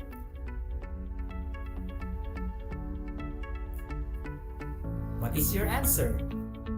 Well, you are correct if you answered body in number 2. Let's proceed to number 3. It is the overview of the article, which includes the author's name and the article's title. Please guess the missing letters. Have you identified the missing letters? Well, the correct answer for number 3 is introduction. Let's proceed. Number 4. It summarizes the main idea and the underlying meaning of the article. Okay, for number 4, have you solved the word? Well, you are right if you answered conclusion. Were you able to identify the missing letters, grade 9? Indeed, you are a certified word solver if you got them all. Impressive! Well, the words we have identified are actually parts of a summary, and they are connected to our lesson for today. Join me as we discuss further about react to lay value judgment on critical issues that demand sound analysis and call for prompt actions. And the main focus of our session this afternoon is on summary language. At the end of this lesson, you are expected to learn the following objectives. Number 1, discuss the considerations when writing a summary. Number 2, choose the best summary in a short text. And number 3, write a summary based on a given text. Let us first. Summary is a short, clear description that gives the main facts or ideas of the text. Well, writing a summary is not an easy task. It involves a lot of considerations. You might ask me, how should I start a summary? The first thing to a well-crafted and good summary is to read and be familiar of the original text. While reading, it is also important to know the main idea or the most important idea of the paragraph. After looking for the main idea, you must also determine and note the supporting points that are essential in your summary. And finally, you need to put them in your own words. But remember, it's essential to paraphrase the author's ideas to avoid plagiarism. Now that you know how to start, you might also ask me the question, how long a summary is? According to courses.lumenlearning.com, a summary should be 1/3 of the original text. So for example, if a text is 3 pages long, you can summarize it in 1 page, and in the case of a 3-paragraph text, you may summarize or shorten it into 1 paragraph. After knowing the length of your summary, what are then the steps to follow when writing a summary? Well, you have to follow 4 steps. Let's try to identify them. Step number 1. You should outline the text. You can break it down into its major sections by identifying the main idea, the supporting points, and the concluding statement. So that is the first step. After breaking down into sections, what is the step number 2? You may start the summary with an introductory sentence that states the text title, author, main idea, or the subject. You can use these phrases presented on your screen for your introduction, such as first, at the beginning, in the first part, in the introduction, the author writes, states, points out, and many more. After that, what is the step number 3? You may begin your body by stating the other essential information in the text. What phrases can you use? You can use the phrases like in the main part, in the next part, first, second, then, afterwards, moreover, in addition to that, next, the author examines or discusses, and many other phrases as presented on your screen. Now that you have the introduction and the body, finally, the step number 4, all you need to put is your conclusion. How can you end your summary? You may end your summary by using phrases flashed on your screen, like the phrases, in the end, the author emphasizes, or finally, the writer concludes that, the final part, section, the journalist adds or stresses, and as a conclusion, the reporter pretends if. So those are the phrases you may use for conclusion. But one important thing to remember, grade 9 learners, take note that when you summarize a text, never use the word I think. Why? Because a summary should not be about your opinion, but rather a shorter version of the text. Instead of using it, you may use the following phrases listed on your screen. Like, the text is about, deals with, presents, describes, or the author tells us about, says, states, points out, explains, and other phrases like shown on your screen. Let us now take a look in this example. Let us try to summarize the short passage entitled Depression, Not a Joke. Let me read first the short passage. While reading, remember the steps I gave you a while ago. Before summarizing it, please look for the main idea and the essential details that you may include in the summary. Listen as I read it. All of us may feel a little sad and pessimistic sometimes.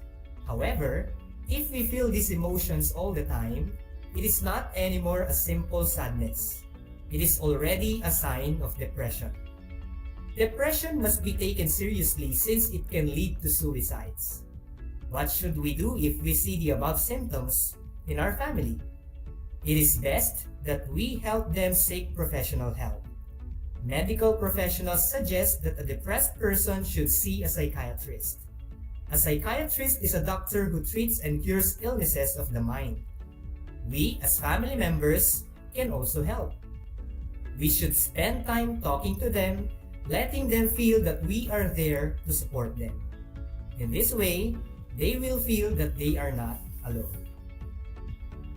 Alright learners, have you identified the main idea and relevant details? From the given text, they are already highlighted on your screen. Now that you have identified the main ideas and the supporting details, you can now put them in your own words using the phrases stated a while ago. So to shorten this passage, we can restate it this way. The author states that depression is a serious mood disorder that can lead to suicides. If someone is depressed, first, medical professionals suggest that they need to consult a psychiatrist. Moreover, communication and support of the family members can also help. In this way, they won't feel lonely. Have you noticed the difference, learners? Well, in our original text, this summarized text is shorter than the original and the statements are paraphrased or stated in different way. Alright, now that you have learned the concepts of writing a summary, let us now try to answer activity 2. Let us take note on your activity sheet to see how far you remembered these concepts. Let us call this activity Some Are True, Some Are Not. I want you to analyze each statement referring to writing a summary. And on your answer sheet, write T if the statement is true or F if the statement is false. Are you ready, learners? Alright, let's start. Number 1. A summary should be longer than the original text. Now, what is your answer? The answer for number 1 is F, false. Very good. Remember, learners, that a summary should be shorter, not longer than the original text. Way to go. Let's proceed. Number 2. A summary should include your own opinion, comments, and suggestions.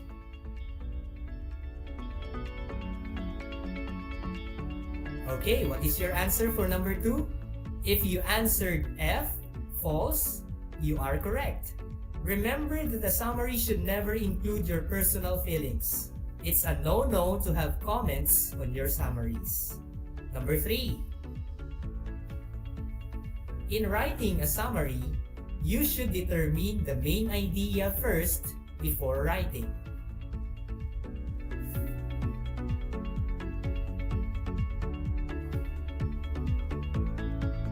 The answer for number 3 is D, true.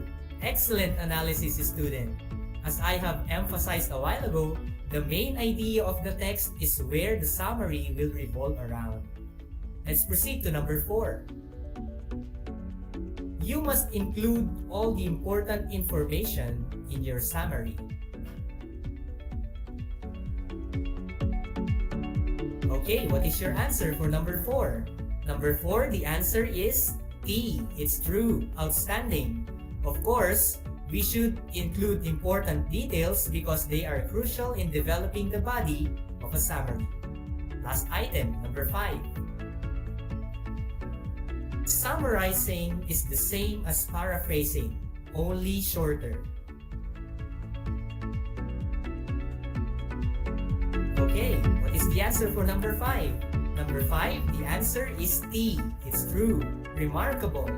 Paraphrasing and summarizing are the same because you are shortening the text using your own words. Okay, how's your score, dear learners? If you got most or all of the correct answers, excellent. You did a good job in analyzing each statement. But if not, you still have the chance on the next part. So keep going, grade 9. To further enhance your skills in summarizing, let us now answer activity 3. Let us apply. Let us call this activity Summarize That Mini Saga. A mini saga is a short piece of writing containing exactly 50 words excluding the title. Now, listen as I read each passage once, then choose the letter of the best one-sentence summary in each item and write them on your answer sheet. Are you ready, learners? Okay, listen for number 1. Peter knew he was in trouble. His teacher had warned him that if he was late again, he would be in big trouble. He ran all the way to school without stopping. When he arrived, he was shocked to find the gates were locked. Then he realized it was Saturday.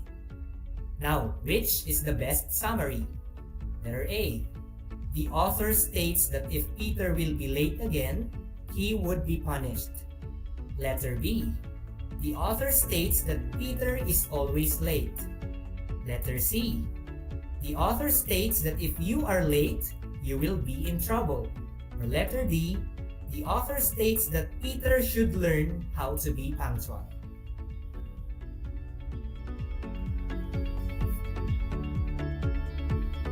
Okay, what is the answer for number 1? The answer for number 1 is letter A. Very good.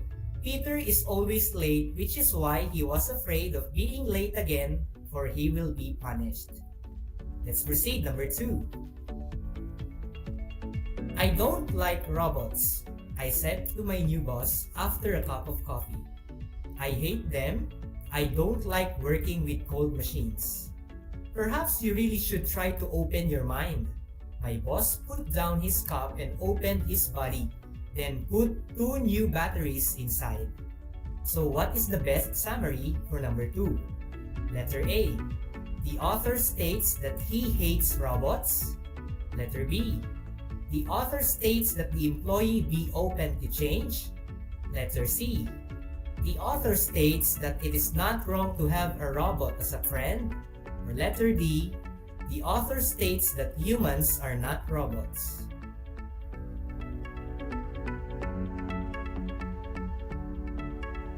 Okay, what is your answer, dear learners?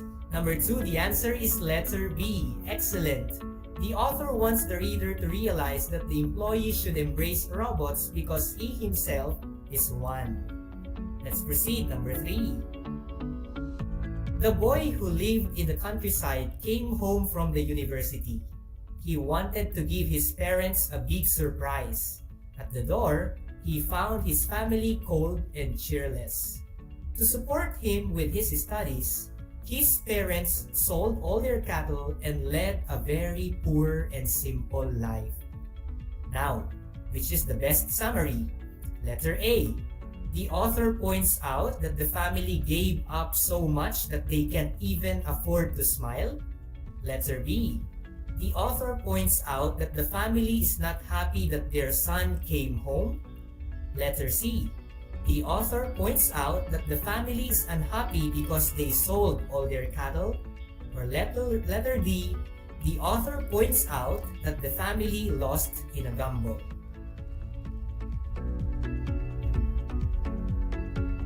Okay, what is your answer for number 3? If you answered letter A, you are correct. the author informs us right at the beginning that the family sacrificed a lot for their son, which is why they can't even smile. Okay, number 4. 4 friends went on a journey. After walking, they found a place to rest and eat. Each said they would do something. One said, "I've prepared a meal." Another said, "I'll start a fire." The third said, "I'll build a shelter," while the fourth said, "I'm ready to eat." Now, what is the best summary for this passage? Letter A. The reader is informed that the 4 friends had a reunion. Letter B. The reader is informed that 4 friends were eating dinner. Letter C. The reader is informed that each of the 4 friends had his own role in their trip. Or letter D. The reader is informed that one of them is lazy.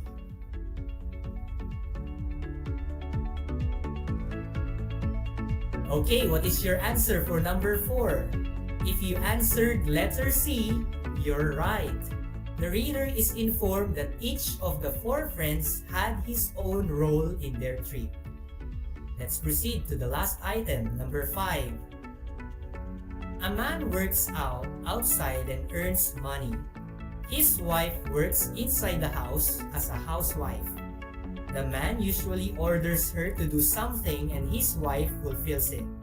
However, the wife controls his pocket money. He cannot take a strong attitude toward his wife when he wants money. Now, which is the best summary for this passage? Letter A. The author explains that the husband is afraid of his wife. Letter B. The author explains that the husband trusts his wife on their budget. Letter C. The author explains that the husband is tired of his wife. Or letter D. The author explains that the husband doesn't need money.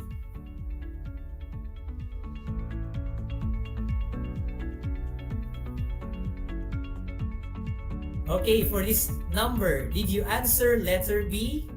If yes, excellent. The author explains that the husband trusts his wife on their budget. Okay, were you able to get all the answers correctly, learners? Whatever your scores are, I commend you for your active participation in all the activities of our session today. I hope you learned a lot. Now for your last activity, please answer activity 4 on your activity sheet, and it is entitled "Let Us Strengthen." On your activity sheet, please read the article entitled "Child Abuse," then make a summary applying what you have learned today. You have there the draft on what are you going to put in your summary. Don't worry, for you may do this activity after this episode.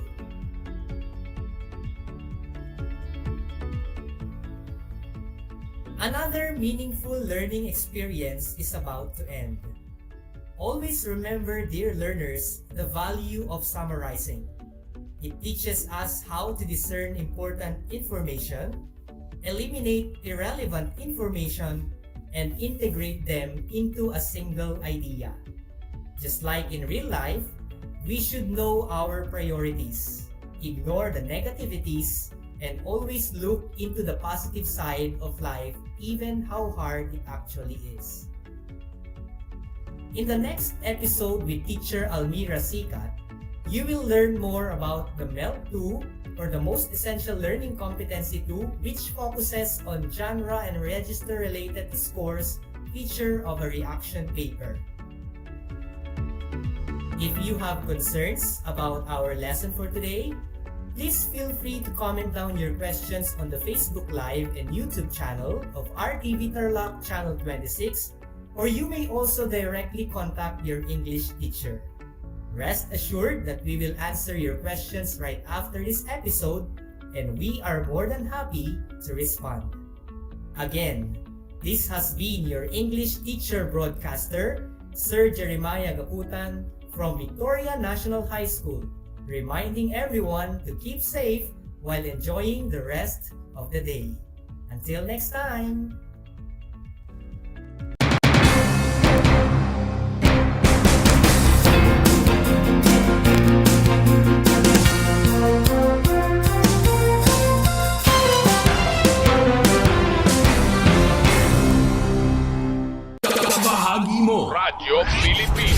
Saan mang bahagi ng Pilipinas, saan mang bahagi ng mundo, anumang uri ng pamumuhay, kabahagi mo. Radyo Pilipino. Radyo Pilipino. Sumasahim papawid sa DWPR 1296 Dagupan, DZTC 828 Tarlac, DZLT 1188 Lucena, DZYM 1539 Mindoro, DWRL 1080 Legazpi, DWRN 657 Naga, DYRB 540 Cebu, DYRL 1035 Bacolod, DYRN 1134 Dumaguete, DXCO 1044 Cagayan de Oro, DXGS 765 General Santos, DXOC 1494 Osamis, DXOW 981 Davao at Radio Filipino Podcast Center Manila. Ito ang kabahagi mo, Radio Filipino, napapakinggan on air and online sa buong mundo sa pamamagitan ng www.radiofilipino.com. Impormasyong may kalidad at serbisyong may halaga. Kasama, katuwang, kapinoy, kabahagi mo, Radio Filipino. Radio Filipino. Alam niyo ba na ang Great Barrier Reef ay ang pinakamalaking living structure on Earth? Matatagpuan ito sa baybayin ng Queensland sa Australia. Ito ay pinamamahayan ng 3,000 coral reefs at 900 coral islands na matatagpuan sa ilalim ng Coral Sea. May haba itong higit sa 2,000 kilometers at makikita lamang sa outer space. Ngunit, dahil sa fragile coral colony nito, unti-unti na itong nasisira sa paglipas ng panahon at dulot na rin ng climate change, polusyon at man-made disasters. Alam nyo na, yan ang Great Barrier Reef. One FM. This is your one. My only one. One lang yan. The only one. One FM. 96.1 Tarlac, 98.3 Lucena, 88.3 Legazpi, 96.1 Surigao, 95.9 Butuan, 92.1 Mindoro, 96.7 Tacloban, 99.3 Baler, 95.1 Puerto Princesa, Palawan. This is your one. Your only one. Your only one. One FM. Your only one FM. One FM.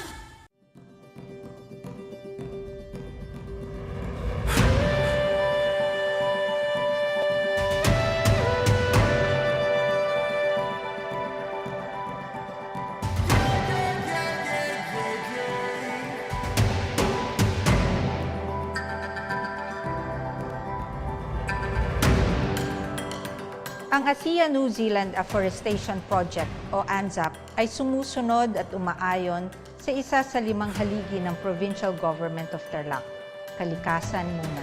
Kilala na ang Mayantok naging summer capital of Tarlac. Doon, bundok at malamig, malinis. Ang ANZAP po ay natatangi dahil nandun po yung ANZAP Twin Falls na nag-iisang Twin Falls sa buong probinsya ng Tarlac. Although Tarlac is landlocked, the province is teeming with natural resources and beauty, and we TarlakHenyos are the stewards of this bounty.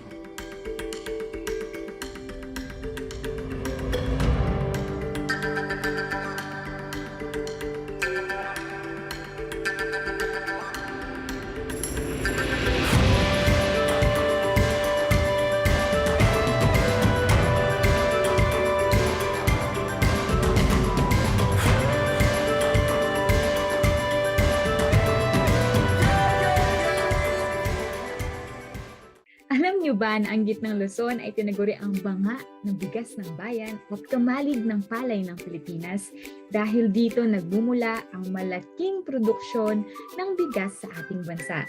Ito ay binubuo ng mga lalawigan ng Aurora, Bataan, Pampanga, Nueva Ecija, Zambales at Tarlac. Ugaliin nating manood ng Aral TarlakHenyo Lunes hanggang Biyernes alas 8:30 ng umaga hanggang alas 5:30 ng hapon. Ako si binibining Pia Isrin Capiral, ang inyong teacher broadcaster sa Araling Panlipunan dito sa Project Shine Aral TarlakHenyo. Lagi nating tandaan ang pag-aaral ng Araling Panlipunan ay tungo sa daan ng pagiging makadiyos, makakalikasan, makatao at makabansa.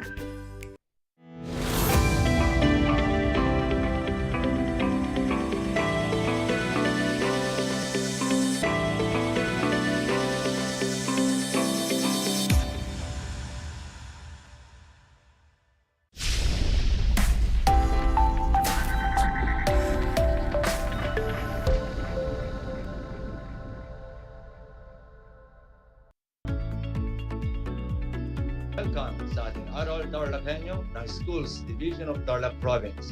Hatid sa inyo ng RTV Tarlac Channel 26 at DCTC 828 Radyo Pilipino Tarlac. Magandang araw!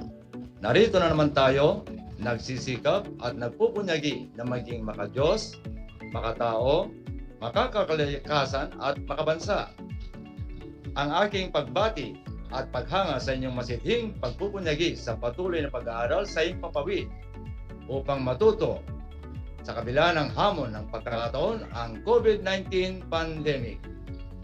Ako ang inyong guro sa Araling Panlipunan Grade 9, Ginoong Brido R. Pedroche, broadcasting live mula dito sa Bilad High School, Kamiling, Tarlac. Narito ako upang samahan at gabayan kayong maunawaan ang nilalaman ng ating aralin sa araw na ito. Bago pa man tayo magsimula sa ating talakayan, narito ang ilan sa mga paalala. Siguraduhin ninyong nasa lugar kayo ngayon na komportable at maayos na napapanood at nakikinig ang ating broadcast. Matanong ko lang, nagmerienda ka na ba? Mabuti naman. Dahil nararapat lamang na may laman ang inyong tiyan upang mas maging alerto ang inyong pag-iisip at maayos na maunawaan ang ating aralin sa araw na ito. Sa punto ito, nais kong kunin ninyo ang inyong module sa Araling Panlipunan para sa ika-8 linggo sa ika-4 na markahan na may pamagat na ugnayan at patakarang panlabas na nakatutulong sa Pilipinas. Ihanda na rin ang inyong ballpen at sulatang papel upang maitala ang mga mahalagang impormasyon o konsepto na aking mababanggit. Ang ating paksa ngayong araw ay ang kalakalang panlabas ng Pilipinas. Bago tayo magsimula sa ating paksa ngayong araw, ay alalahanin muna natin ang ating naging aralin noong nakarang episode. Natatandaan pa ba ninyo? Mahusay. Kalakalang panloob. Tumutukoy sa pagpapalitan at pamamahagi ng mga produkto at serbisyo sa loob ng bansa. Ito ang naging daan upang ang mga produkto ng isang lugar ay makarating sa iba't ibang lugar. Wholesalers. Kinabibilangan ng mga brokers at jobbers na bumibili ng mga produkto sa maramihan at bultuhan at kanilang pinagbibili sa mga tindera ng tingian.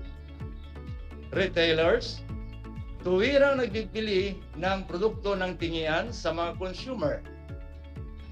Middlemen, sila ang nagiging daan upang maipamahagi ng maayos ang mga produkto sa loob ng bansa. Kalakalang panlabas, pagkikipagpalitan ng produkto at serbisyo ng isang bansa sa ibang bansa.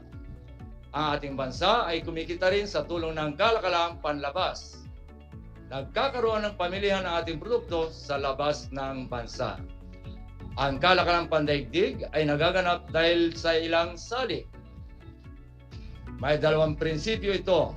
Una, pahambing na kalamangan o comparative advantage. Makabubuti sa isang bansa na lumikha ng produkto kung saan matatamo nito ang higit na kapakinabangan at umaangkat na lamang ng produkto na kailangan ng bansa na mas mura kaysa lumikha nito.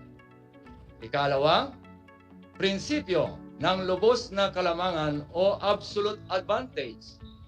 Isinasaad ng prinsipyong ito na ang isang bansa ay nagpakadalubhasa sa paglikha ng mga produkto na magdudulot sa kanila ng pinakamalaking kita dahil mas mura ang paggawa ng ito kumpara sa paglikha ng ibang produkto.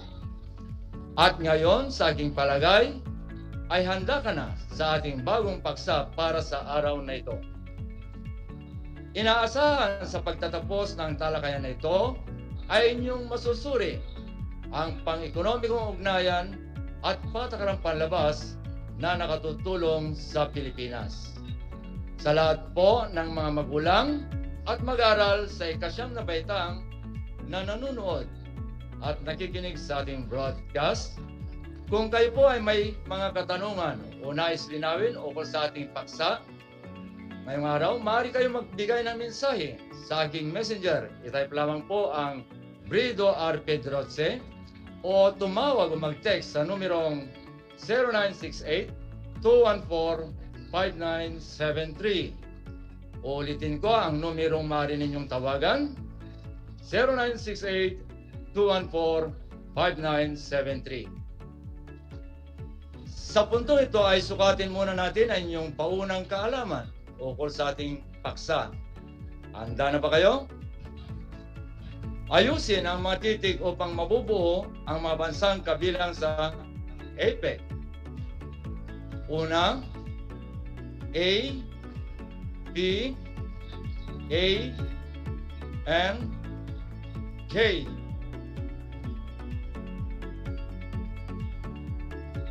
Kung ang sagot mo ay Japan, tama ka. Ikalawa, S, I, A, L, Y, M, A.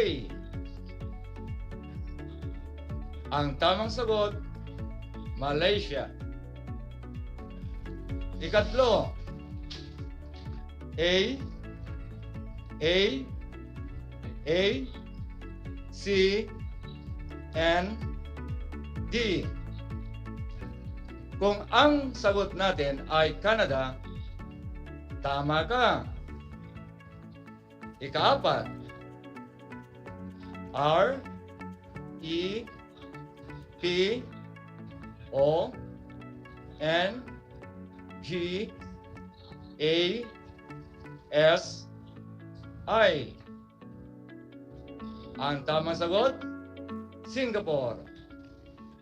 At ang ikalima, N, A, M, T, E, I, D. Ang tamang sagot, Vietnam. Ang ugnay ng bansang Pilipinas sa larangan ng kalakalan ay mayabong na din bago man dumating ang mga Kastila sa Pilipinas. Tayo ay nakikipagkalakalan na sa mga karatig bansa, kagaya ng Chino, Arabo at mga Hapones. Ayon sa Oxford Dictionary of Economics, ang kalakalang panlabas ay tumutukoy sa pagpapalitan ng mga produkto at serbisyo ng mga bansa. Ang pangunahing layunin nito ay matugunan ang pangailangan ng bansa.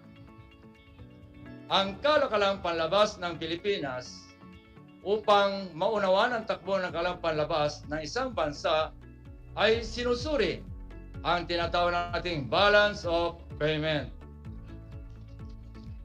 Ang balance of payment ang nagpapakita ng talaan ng transaksyon ng ibang bansa sa iba't ibang bahagi ng mundo.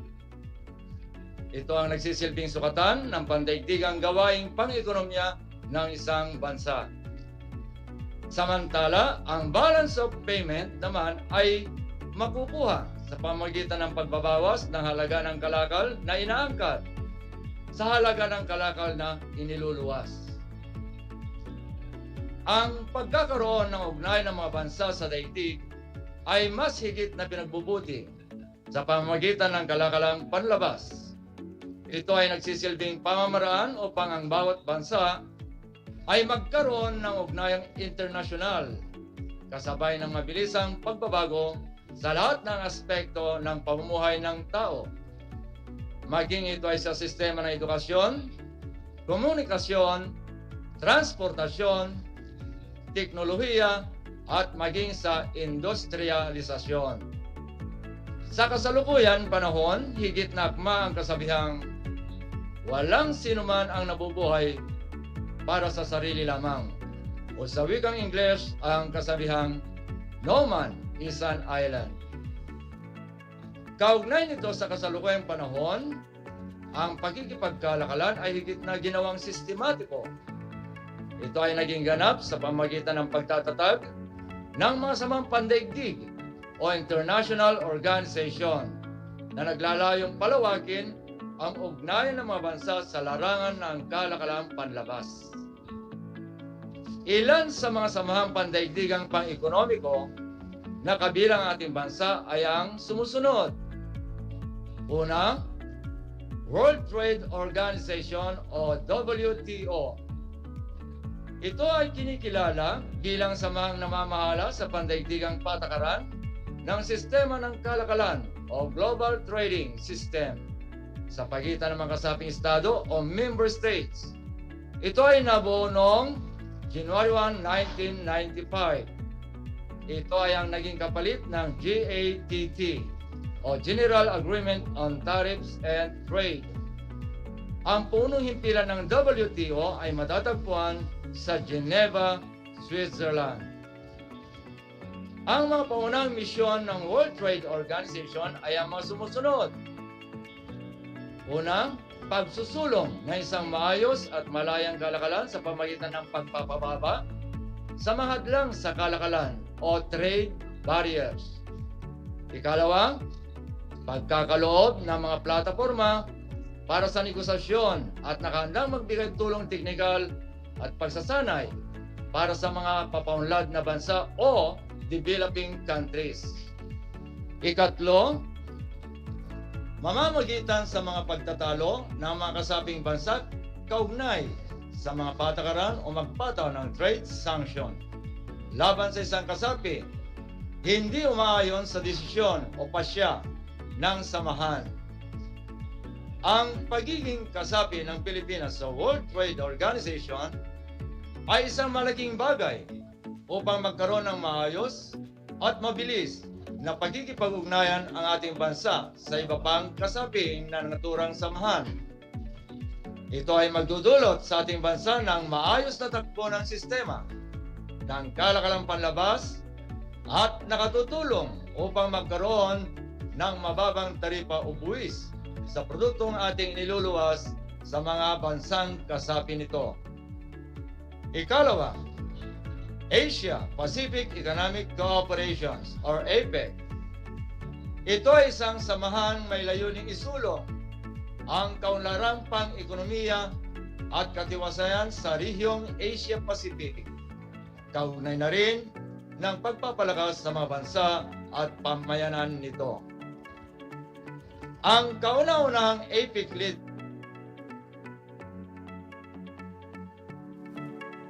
Washington, D.C.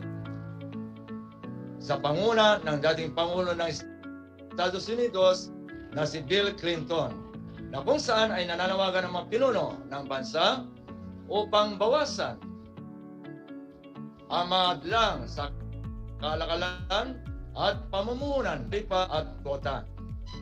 Ilan sa mga programa nito ay ang liberalisasyon, puhunan, pagpapabilis at pagpapadali ng pagninegosyo, pagtutulungang pang-ekonomiya at teknikal. Ikatlo, ASEAN Nation. Ang samahan nito ay naglalayong paularin ang ugnayan ng mga bansa sa Timog Silangang Asya. Matapos mabigo ang pagkakatatag ng Association of Southeast Asia, ito ay nagbigay daan para masimulan ang Association of Southeast Asian Nations noong August 8, 1967. Ang samang ito ay naglalayong paunlarin ang ugnayan ng mga bansa sa Timog Silangang Asya. Ito ay binuo ng mga bansang Indonesia, Malaysia, Pilipinas, Singapore, at Thailand na kinilala bilang mga founding countries sa bisa ng dokumentong tinawag na Bangkok Declaration. Sa kasalukuyan ay ito ay binuo ng 10 bansa kasama ang Brunei Darussalam, Cambodia, Laos PDR, Myanmar at Vietnam. Ang kalakalang panlabas ng Pilipinas, kahalagahan, mga patakaran at programa. Liberalisasyon sa sektor ng pagbabangko o ang Republic Act 7721. Ito ay sinabatas upang mapalawak ang operasyon ng mga dayong bangko sa pamamagitan ng pagtatayo ng mga sangay nito. Ikalawa, Foreign Trade Service Corps.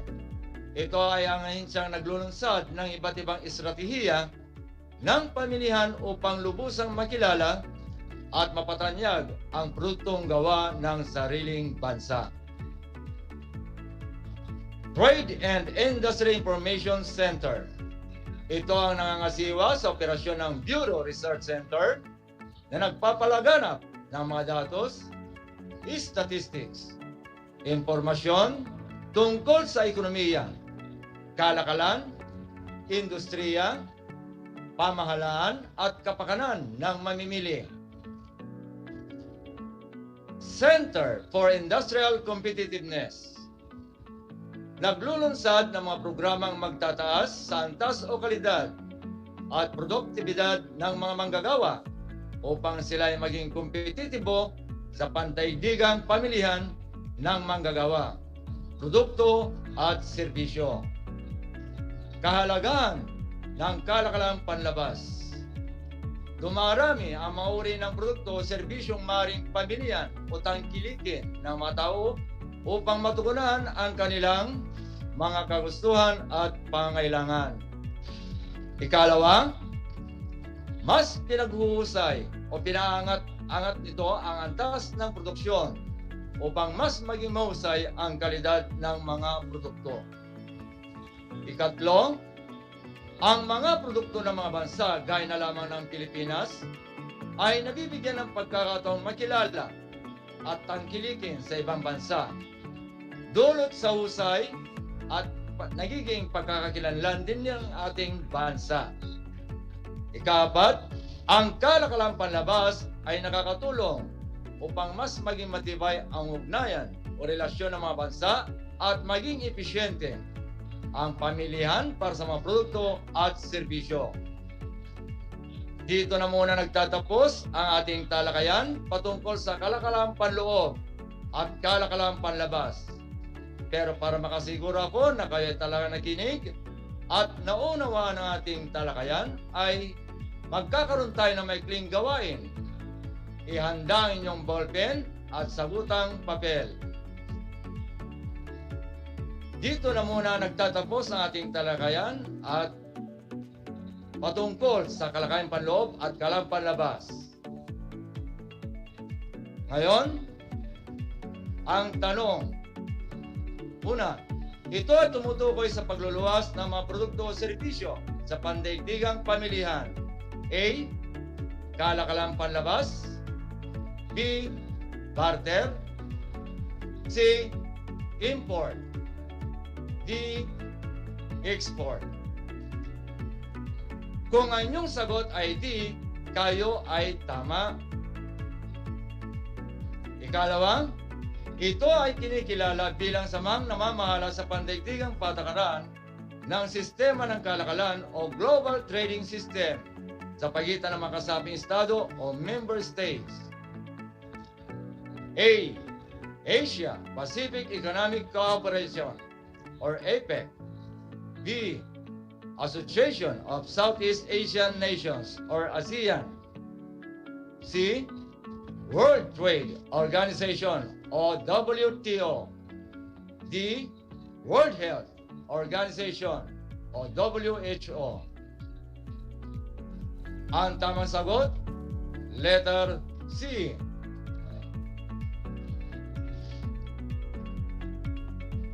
Ikatlong tanong, pagtutulong pang-ekonomiya at teknikal ang isa. Layunin nito. A. World Trade Organization. B. General Agreement of Tariffs and Trade. C. Executive Council. D. Asia Pacific Economic Cooperation. Kung ang inyong sagot ay D, binabati ko kayo. Ikaapat, ang samahang ito ay naglalayong paunlarin ang ugnayan ng mga bansa sa Timog Silangang Asya. A. Asia Pacific Economic Cooperation. B. Association of Southeast Asian Nations. C. Executive Council. D. World Trade Organization. Kung ang inyong sagot ay B, kayo ay tama. Panglima, paano mauunawaan ang takbo ng kalakalang panlabas ng isang bansa? A. Sa pamamagitan ng pagsukat ng import at export ng bansa. B. Sa pamamagitan ng pagsuri sa tinatawag nating balance of payment. C. Sa pamamagitan ng malayang kalakalan. D. Sa pamamagitan ng pagtaas ng kita. Ang tamang sagot ay C.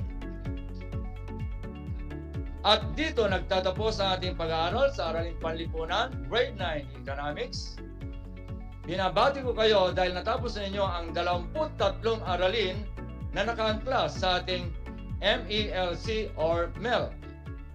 Naway naging makabuluhan ang inyong pag-aaral sa ating isignatura at maging baon ang mga kaalaman na ito bilang isang mabuti at responsabling mamamayan ng ating bansa. Isang paalala, maaaring ipasa ang nasagutang module at LAS sa inyong paaralan sa itatagdang pagsauli ng mga ito. At dahil tayo pa rin ay nasa ilalim ng pandemya, huwag kalilimutan ang inyong face mask, vaccination cards sa inyong paglabas at syempre ang ibayong pag-iingat pa din. Muli ako inyong guro sa Araling Panlipunan Grade 9, Ginoong Brido R. Pedroche.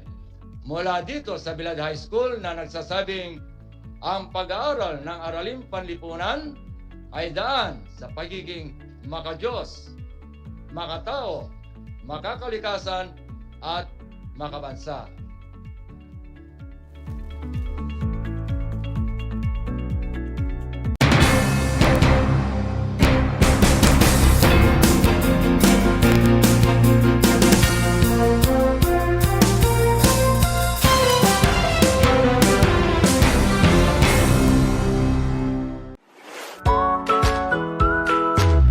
Good morning, grade 5 learners. How are you today? Welcome to Aral TarlakHenyo here on RTV Tarlac, Channel 26. Simulcast over DCTC, Radyo Pilipino, Tarlac. I am Sir Joshua Evaristo, your teacher broadcaster, Aiming to give you another fun-filled learning experience, serving you with the different skills learn and have fun together.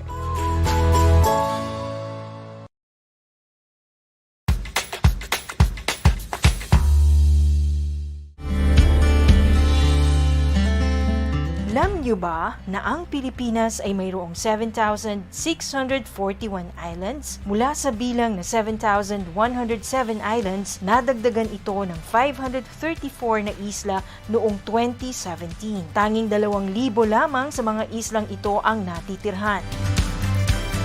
Alam niyo na! Yan ang mga isla sa Pilipinas.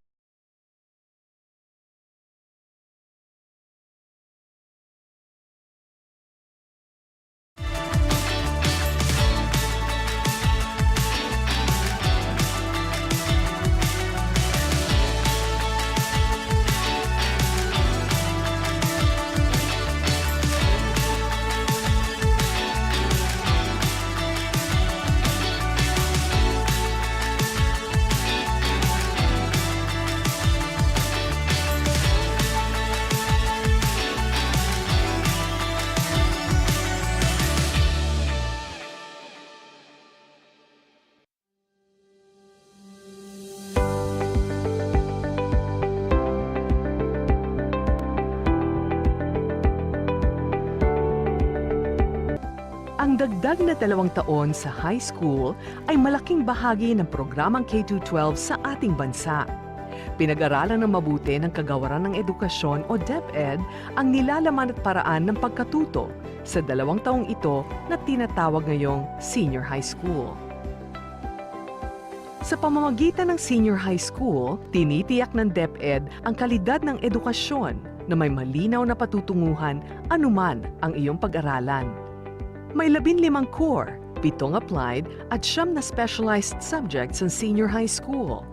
Sa kabuuan, may 31 subjects ang senior high school. Katumbas ito ng 4 na semestre na may 2 quarter bawat semestre. Ang mga paksa sa bawat aralin ay mahalaga upang maihanda ang mga mag-aaral sa 4 na curriculum exit gaya ng kolehiyo, trabaho, middle-level skills development at negosyo. Kahit anong track ang piliin ng isang mag-aaral, maaari siyang magpatuloy sa alinman sa 4 na posibleng curriculum exit. Mayroong 4 na track ang senior high school. 1. Academic track. 2. Technical Vocational Livelihood track. 3. Arts and Design track. At 4. Sports track. Mahalagang tandaan na hindi lahat ng paaralan ay kumpleto ng lahat ng tracks at strands. Kailangang suriing mabuti ng mga magulang at mag-aaral kung anong track o strand ang mayroon sa kanilang lugar na naaayon sa iba't ibang konsiderasyon gaya ng hilig, interes, kakayahan ng mag-aaral at marami pang iba.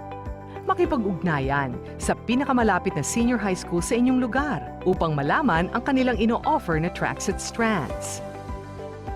Upang matulungan ng mga mag-aaral na maunawaan ang pagpaplano sa kanilang hinaharap, ang Department of Education ay naglunsad ng homeroom guidance kung saan nakapaloob ang career development domain.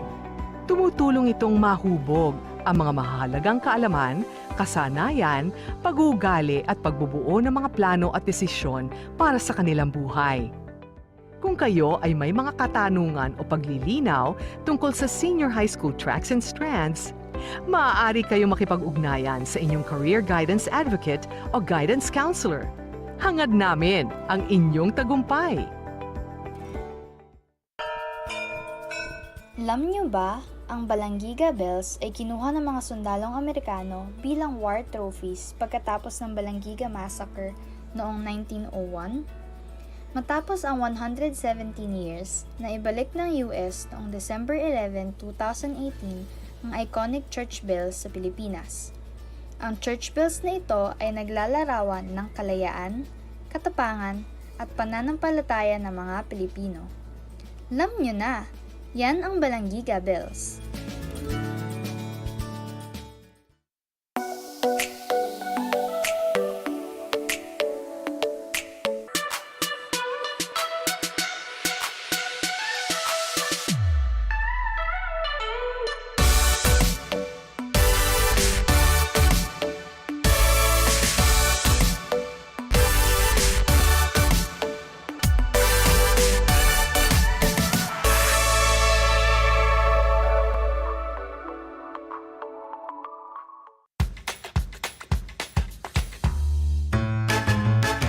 Alam niyo ba na ang salitang yoyo at ang makabagong bersyon nito ay naimbento ng isang Pilipinong nagngangalang Pedro Flores?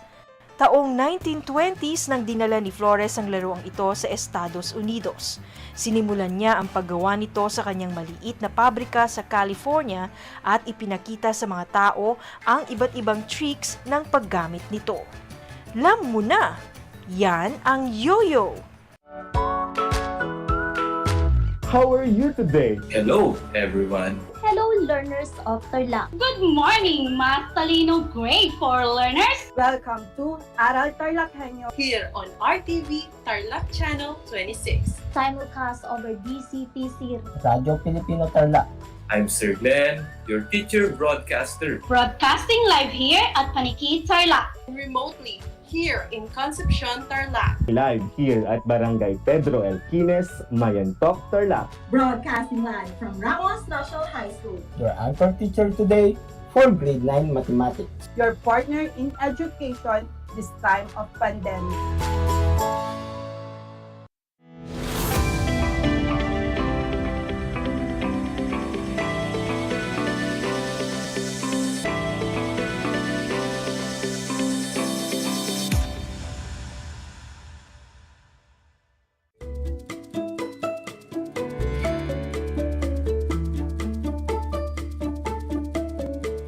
Good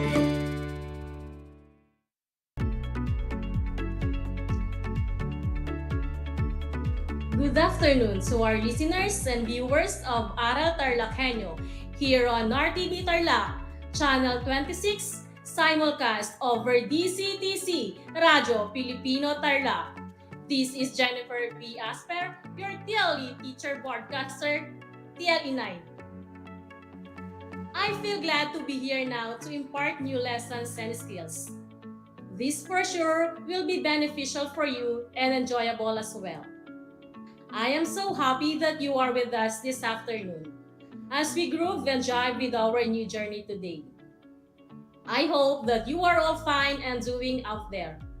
And also to our dear parents and guardians, our salute to you for your untiring support to your children in continuing their education amidst this pandemic. Please, dear learners, make sure that you are in a cozy place so you'll be comfortable as we learn something new today. And make sure your self-learning modules, pen and paper are all with you. Alright, to begin with, let us make a recap of our previous lesson. Can you still recall it? If you do, very good. We've talked about the basic nail designs. You still recall them? Well, I hope so. And we'll see that if you can name the designs that I'll be showing you. Kindly write your answer in your notebook. Viewers of our FB Live, you can comment them down in our chat box. The first design is this. If your answer is plain manicure, very good. Another. What do you call this? The answer is half moon. Very good. Next picture. This design is called French manicure, or we also call it tip design. Another design. The answer is half moon with tip. Very good. Impressive, my dear learners. I'm sure by now you are all ready for our new lesson today. Alright, first, let us have a game that would energize our minds. Would that be okay? This is the game, my dear learners. Pictures will be flashed on the screen. You have to look at them carefully and recognize what are the objects. To give you clues, learners, the name of the pictures will be presented but in a jumbled form. You have to arrange them to reveal the name of the objects. You are given 5 seconds for each of the item. As soon as you are able to arrange them correctly, write your answer as fast as you can in the comment box. Alright, let's have an example. What are these pictures? If your answer is gems, then you are correct. So easy, right? Okay, let's start. What are these? Yes, these are glitters. Very good. How about this?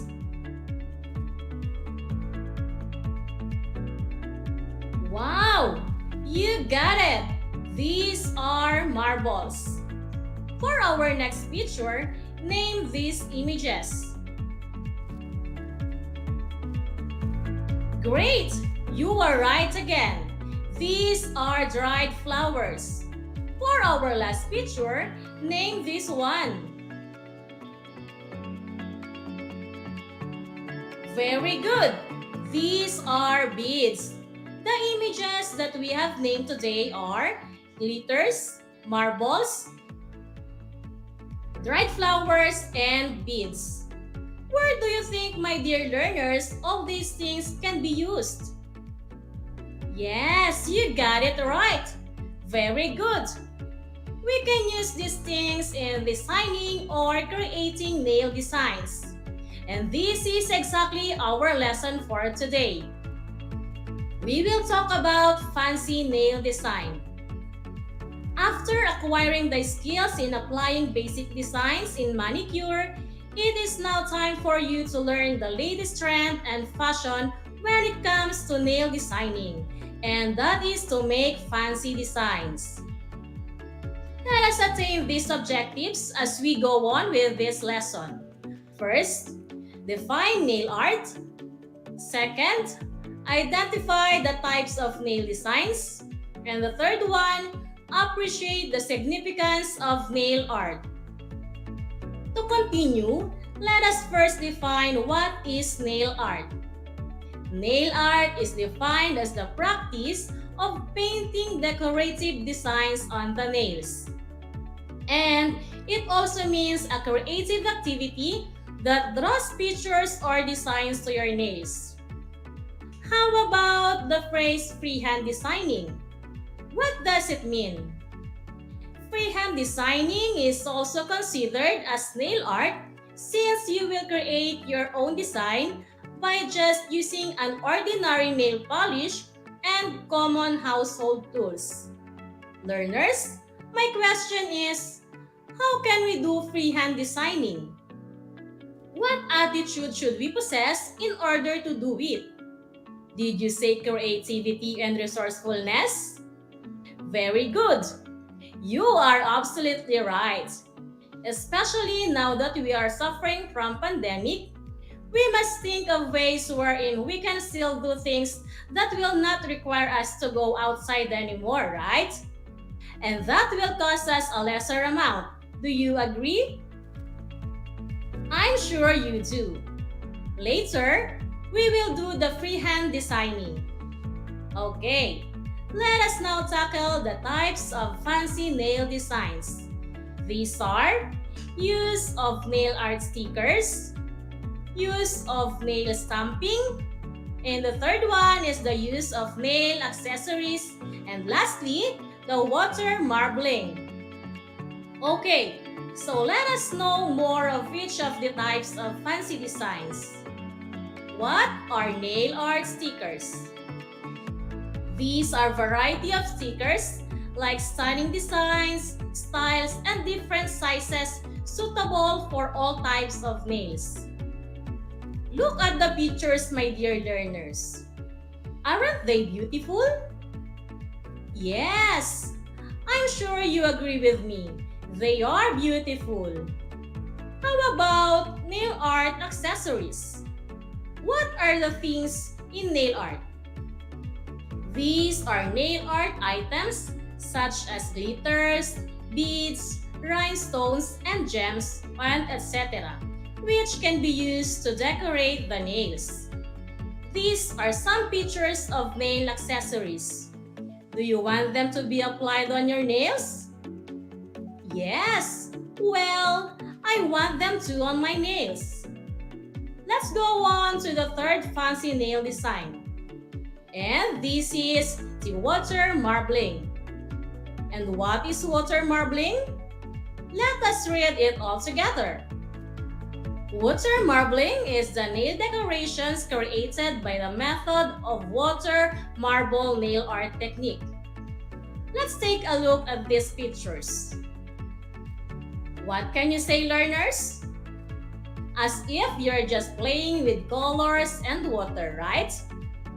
I'm sure if you do fancy nail designs, you will definitely enjoy it. And for the last type of fancy nail design, we have the nail art stamping. Let's define it. Nail art stamping is a new nail imprinting kit that let you put designs by stamping pre-designed images on your nails in minutes with hundreds of image plates to choose from.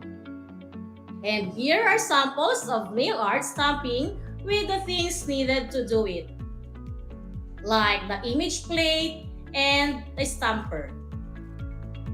As of now, we could only perform one of the fancy nail designs. But as we go on with our lessons, we will still be able to try doing others, right? But before we proceed, there are some procedures of preparation that we must do to ensure the safety both for you and for your client. We must prepare things first to achieve efficiency and satisfaction on the part of your client in the service that will be rendered. Okay, here are the things to be done. First, prepare nails for cleaning.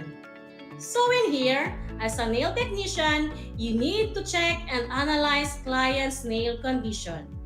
If you found out that there are signs of infection, do not perform any nail services. If you see these inflamed fingers and wounds present in your client's hand, do not perform any nail services. Instead, advise her to consult the knowledgeable person on the matter. Next is apply nail products according to manufacturer's recommendation. To achieve best results, we must follow the manufacturer's instruction on how to use the product properly and efficiently. Thirdly, consult client from time to time to ensure safety and comfort during the entire process. In doing so, we value our customers. Because if we value and care for our customers, surely we will earn their loyalty and increases their satisfactions towards the services we are rendering on them. And as a result, of course, they will keep on coming back to our beauty salon. And of course, it will bring a lot of earnings to our business. Are you still with me, my dear learners? Alright, we will do now the nail art stamping. What are the materials that we will use? Okay, so we need color enamels, or we also call them nail polish. We'll be using also, of course, the stamper and the scraper. We will use also the image plate. This is where we will get the image that will be printed on nails. And lastly, we will use the top coat. What is the use of top coat, learners? Yes, you are right. The top coat protects the polish and minimizes its chipping and cracking. If you have all the materials and tools at home, you can do the procedures as I show them to you. Alright, let's start. These are the procedures in nail art stamping. First, start with a base color. Just do the plain design. However, you must take into consideration the choice of color base. It must complement the color of the design or image that you will stamp on later. Second, paint a thick layer across the pattern you want. As you can see on the picture, I put enough amount of nail polish on the flower pattern because that is what my client wants to be stamped on her nails. Third, put your scraper firmly across so the polish left is the pattern only. I scrape off the excess nail polish because excessive nail polish will not result to best image pattern on your nails. It is important to let this layer dry before starting your nail art design. Fourth, firmly press your stamper in a rolling motion across the plate to pick up the polish. This is the procedure wherein the image that we choose will be stamped or be printed on our stamper. Fifth, line up the edge of the pattern and your nail. Position the stamper on the nail where exactly your client's nail wants to stamp the image. Then sixth, press the design across your nail in a rolling left to right motion. This is where the image stamped on our stamper is stamped on our client's nail. Take note, the motion is rolling left to right. This way, the image will be stamped well on your client's nail. And seventh, clean up your cuticles and finish with top coat when dry. It is important to let dry the nail polish before applying top coat, so as not to smudge the whole thing. It's so easy, right?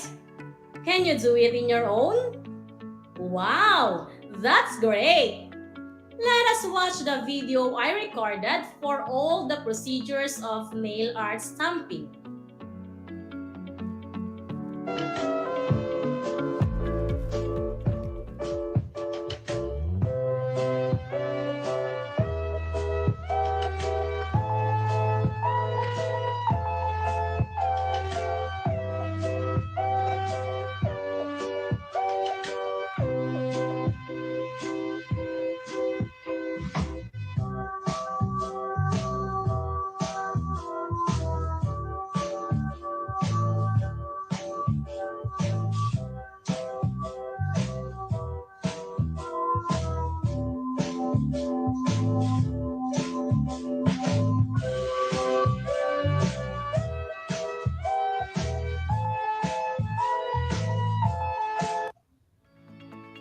Are you having fun decorative designs on nails? Very good! What if the situation is this? I want to do nail art at home. I don't have any tools. I only have color enamels, but I want designs on my nails. I would like to do nail dotting. So learners, what can I use in place of nail dotters? Alright, very good. Such resourceful and creative ideas.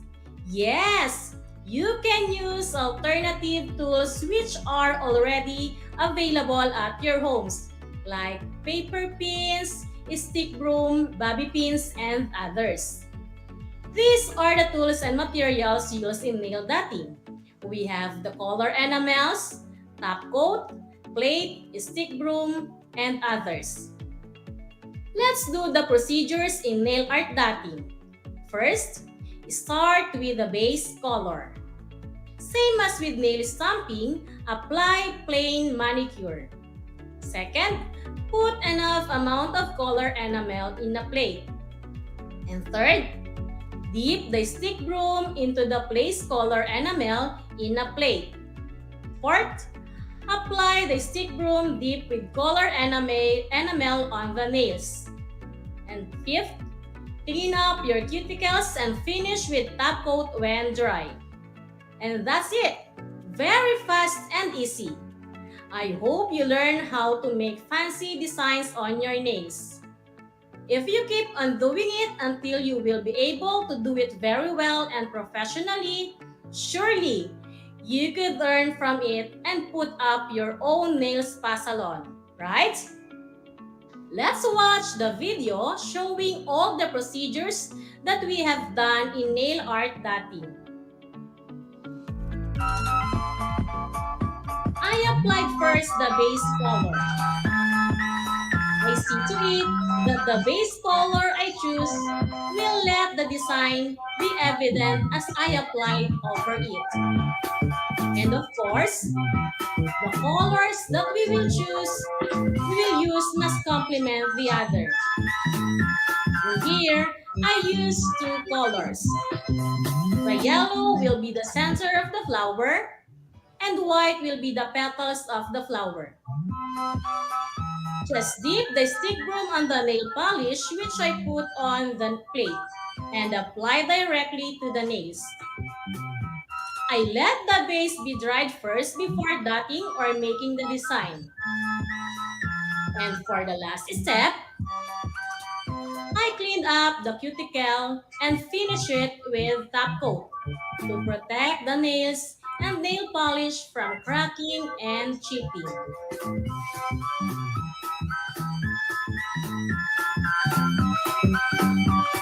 And here is the result of nail dotting. So fast and easy, right? Alright, so let us see if you learned today. Please get your pen and notebook.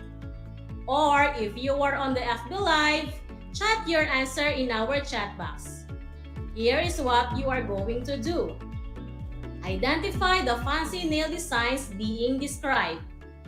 First, these are nail art items.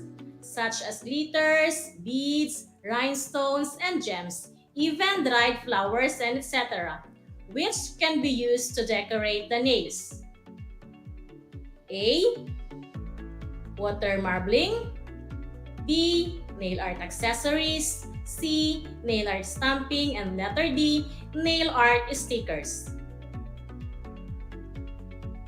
The answer is letter B. Nail accessories.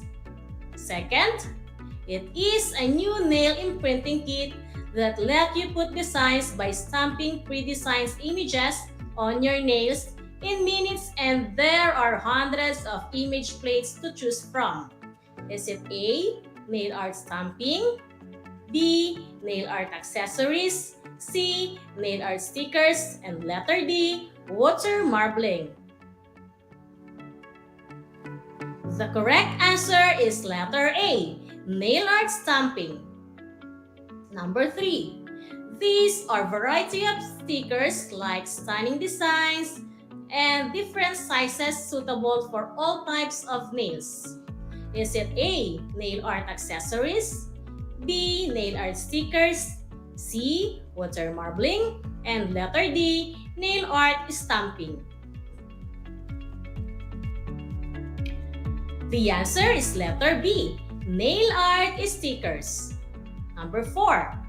It is the nail decorations created by the method of water marble nail art technique. Is it A.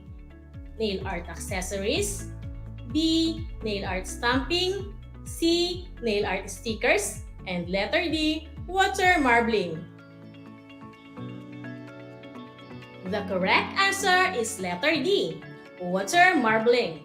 For the last number, it is a creative activity that draws picture or designs to your nail. Is it A. Nail art accessories, B. Nail art, C. Nail art stickers, and letter D. Water marbling? The answer is letter B. Nail art. Did you get all the correct answers? You are all very good. If not, don't worry. You can always go back reading your modules. Okay, for your enrichment activity at home, create a freehand nail art designs. Prepare the needed tools, materials, and cosmetics in nail art designs. One of your family members will be your client. Use this rubric of performance. You will be graded on the following criteria. General appearance, which includes the color combination of nail polish, and the application of nail polish must be artistically applied. Take into consideration as well the workmanship and cleanliness of work as well as in your work area. Okay, send your video or pictures while doing the activity in our GC, or send them privately in my messenger account named Jennifer Balot Asper. Enjoy while doing your activity. Alright, we have a good question here from one of our learners. She's Celestine Garcia. Her question is, why do we need to study the skill of doing nail art? Okay, so apart from developing your technical skills, you will also get to learn about the business aspect of the industry. As you learn every day the new nail care techniques and nail art designs, you can work as freelancer, plus you won't have a dull day with an enjoyable activity of designing your nail. Alright, that ends our session this afternoon. I hope you learned and enjoyed our online live discussion.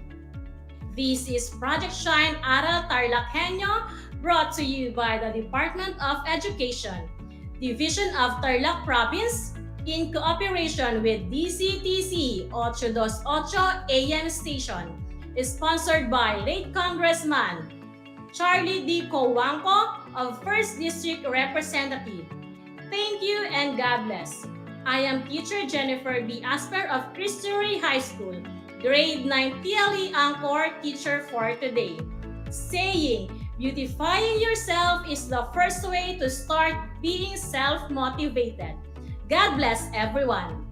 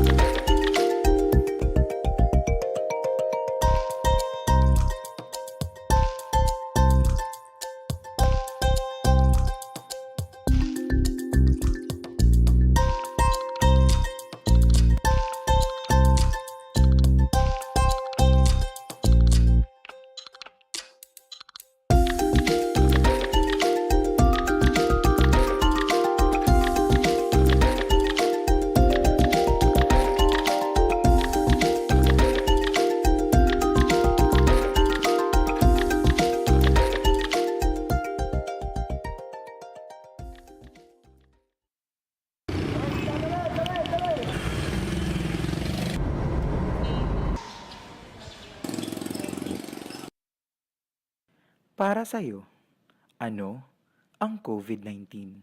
Virus. Malungkot. Pagkawala. Pandemya. Ito ay isang korupsyon.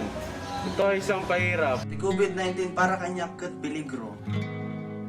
Sa nga pandemic, makurit nga magka-pandemic kaya makaradlok ito nga sakit halimbawa sugod ito ng virus nga nakasulod na aton, delikado ito parte ang mga tao. Pandemic, ngayon para bundaga dapat ito nga distruso habang sa kalibutan. Ikaw, paano ka makakatulong? Para makuha natin ito nga mga pandemic, kinakailangan po protocol, social distancing, nganhin, may face mask. Make sure na itamang prepare nga food, naka-guidelines siyahan cleanliness, tapos pinipapalo naman itong social distancing. So kada kung driver ako, amo, nagtong kamihin mga barrier para ng motor para proteksyon gihapon, birila para akong pati nga tatakong pamilya. Makatulong nga kami iwasan iti COVID-19, iti pamamagitan iti pagsunod ko, iti health protocol kan hanak arumwa DJ Balaymi. Sa gagayam ni Peter Amigable, salamat.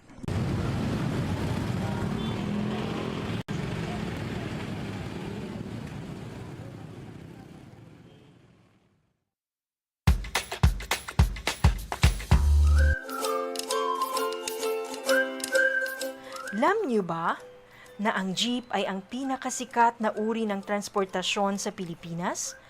May nagsasabi na ang pangalang jeep ay hango sa salitang jeepy na ang ibig sabihin ay general purpose or government purpose na naglalarawan ng military jeep na ginamit noong World War II.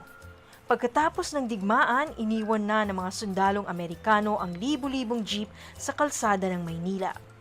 Ang matibay at makulay na jeepney nga raw ay truly mestizo dahil sa half local at half foreign na katangian nito. Alam nyo na, yan ang jeepney. Kumusta mga giliw kong tagapakinig? Nagbabalik ang inyong paaralang panghimpapawid Aral TarlakHenyo RTV Tarlac, Channel 26 at sa bayang naririnig sa DZTC 828 Radyo Pilipino Tarlac. Tayo rin ay napapanood sa FB Live ng RTV Tarlac Channel 26. Sumasahimpapawid mula sa bayan ng Pura Tarlac, mula sa bayan ng San Clemente, mula rito sa sa Purok Elementary School, Pura Tarlac. Sa bayan ng Kapas Tarlac. Ako, ang inyong guro, na maghahatid sa inyo ng makabuluhang pagtalakay sa ating aralin.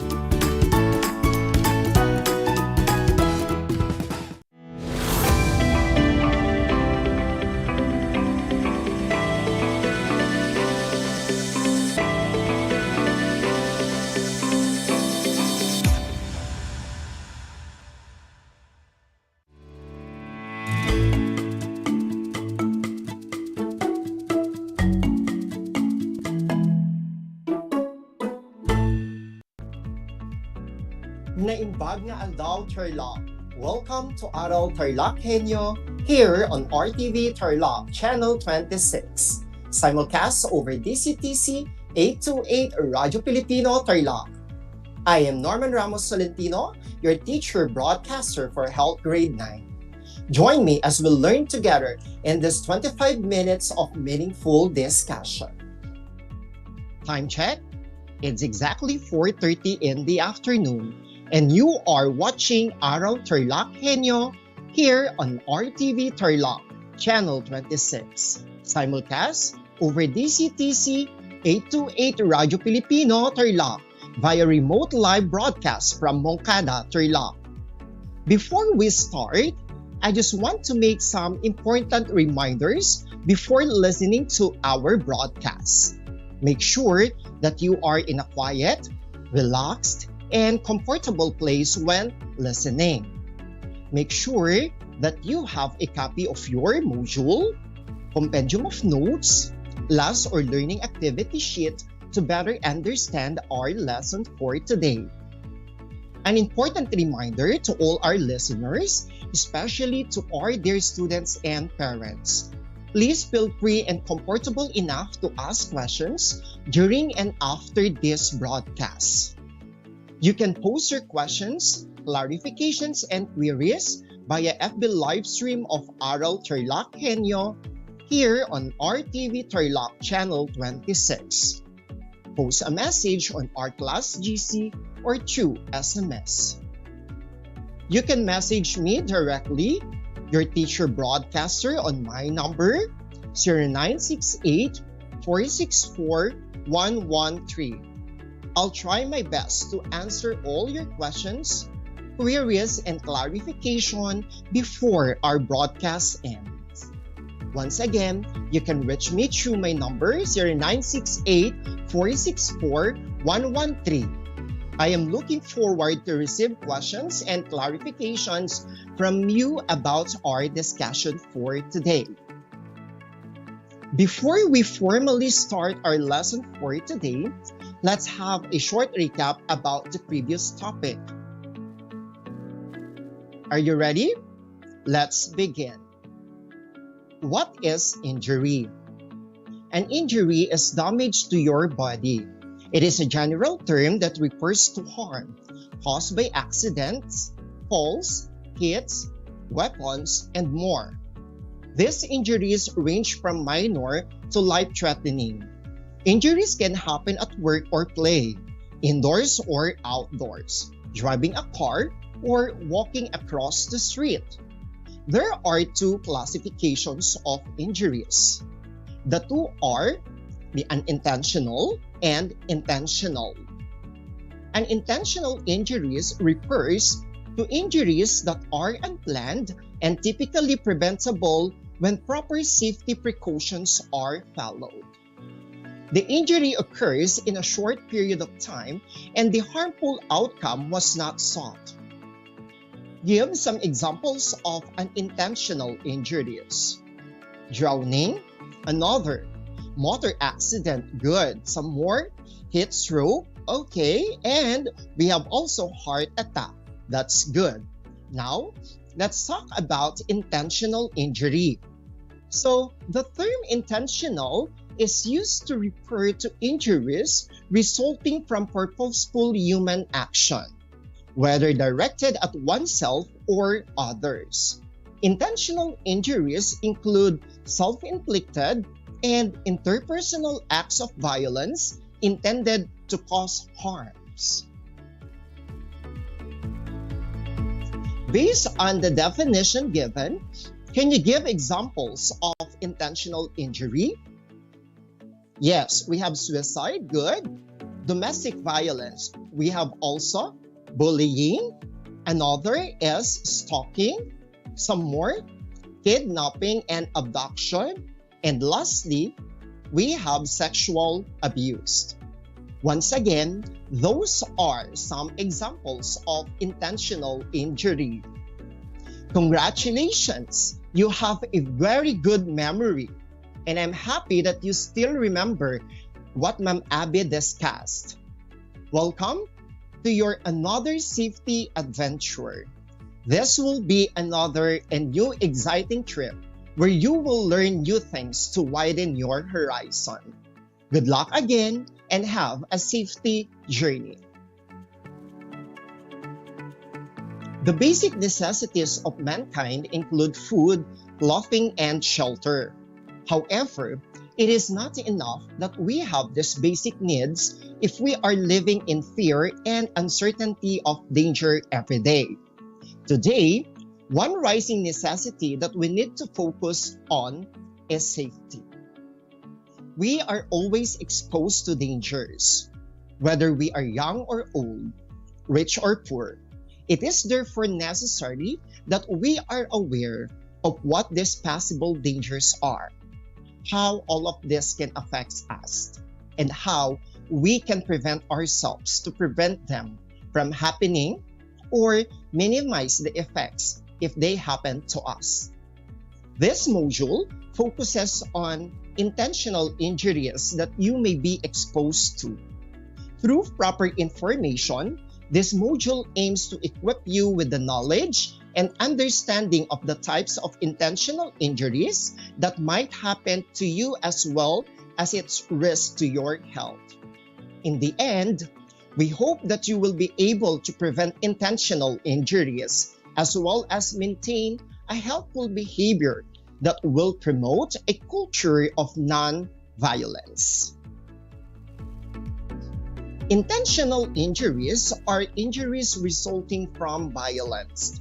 It can be divided into two. The first one is self-inflicted, when a person harms himself or herself on purpose.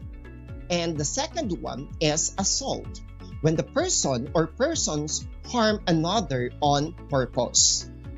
Now, let us talk about suicide and parasuicide. Suicide is the intentional taking of one's own life. Many of those who attempt suicide do not receive mental and emotional counseling because their families try to hide the problem because they are ashamed of it. Because of this, the problem is not solved and the attempt to commit suicide happens again. Studies also indicate that other family members are also at risk of committing suicide. On the other hand, a suicide attempt in which a person does not intend to die is called parasuicide. It is often for a cry for help, meaning the person wants others to know what she or he is feeling. Despite this, parasuicide should be taken seriously because it may lead also to that. How will you recognize a person who has suicidal tendencies? You can't see what a person is feeling on the inside, so it isn't always easy to identify when someone is having suicidal thoughts. However, some outward warning signs that a person may be contemplating suicide includes the following. Number 1, talking about feeling hopeless, trapped, or alone. Number 2, saying they have no reason to go on living. Another, making a will or giving away personal possessions. Number 4, searching for a means of doing personal harm, such as buying a gun. Another, they sleeping too much or too little. Number 6, eating too little or eating too much. resulting in significant weight gain or loss. Number 7, engaging in reckless behaviors, including excessive alcohol or drug consumption. Number 8, avoiding social interactions with others. Number 9, expressing rage or intentions to seek revenge. Number 10, showing signs of extreme anxiousness or agitation. Number 11, having dramatic mood swings. And lastly, talking about suicide as a way out. It can feel scary, but taking action and getting someone the help they need may help prevent a suicide attempt or death. If you suspect that a family member or friend may be considering suicide, talk to them about your concerns. You can begin the conversation by asking questions in a non-judgmental and non-confrontational way. Talk openly and don't be afraid to ask direct questions such as, "Are you thinking about suicide?" And during the conversation, make sure you stay calm and speak in a reassuring tone. Acknowledge that their feelings are legitimate. Another, offer support and encouragement. Number 4, tell them that help is available and they can feel better with treatment. Make sure not to minimize their problems or attempt at shaming them into changing their mind. Listening and showing your support is the best way to help them. You can also encourage them to seek help from a professional. A Philippine study conducted for the development of suicide prevention strategy showed that commonly used methods by those who decided to end their lives include hanging, strangulation, and suffocation. For those who tried to kill themselves but ended up with just injuries, the preferred means range from self-poisoning, mainly ingestion of silver cleaner, to exposure to other chemicals and poisonous substances. Aside from these methods, there were also cases of drug overdose, using firearms to kill oneself, jumping from one height, and drowning. And among the youth, self-cutting has been observed in some of those that suffer from major depression. Now, let's move on. What is domestic violence? Domestic violence is an act that includes physical assault, sexual abuse, and verbal abuse. These are behaviors that are used by one person in a relationship who tries to control the other. This may occur to partners who may be married or not married. They may be heterosexual or homosexual couples and may be living together, separated, or dating. Domestic violence includes abuse and actions such as, number 1, name-calling or put-downs. Calling your names or telling that you're stupid, publicly embarrassing you, blaming you for everything. Number 2, isolation. Limiting your freedom of movement, stopping you from contacting other people, such as friends or family. It may also include stopping you from doing the things you normally do. Number 3, rejection. Constantly rejecting your thoughts and ideas and opinions. Number 4, causing fear. Making you feel afraid, intimidated, or threatened. Number 5, financial abuse.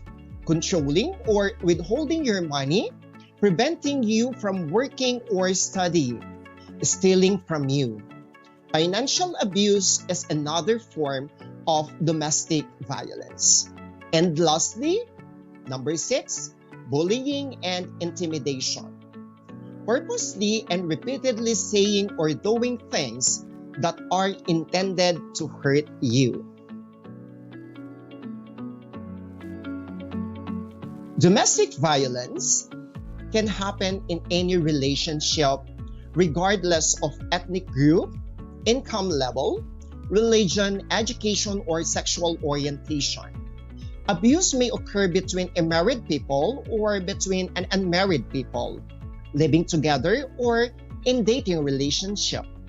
It happens in heterosexual, gay, and lesbian relationships.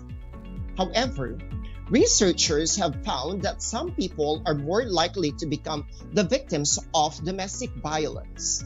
A likely victim has self-poor image, puts up with abusive behavior, is economically and emotionally dependent on the abuser, is uncertain of his or her own needs. Another has low self-esteem. Yes, we have also has realistic belief that he or she can change the abuser.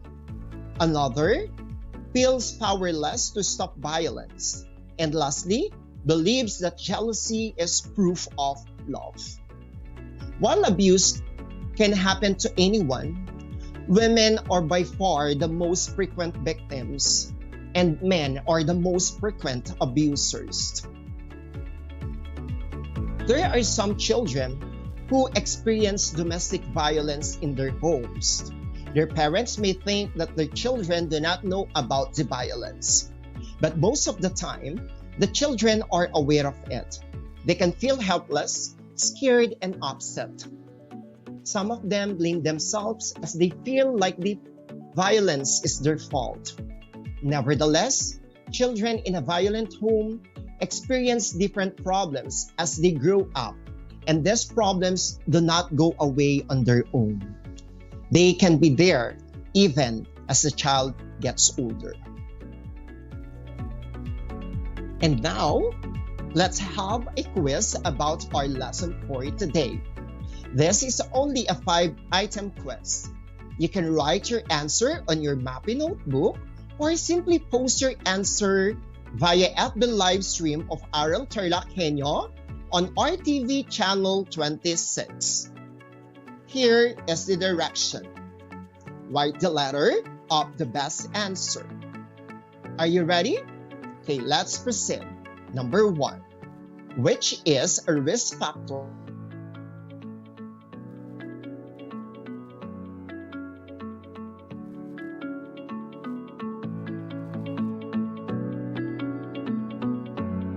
C. History of trauma and abuse. Letter D. A strong connection to family and community support.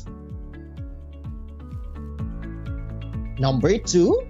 Which is not a verbal abuse? A. Words that hurt.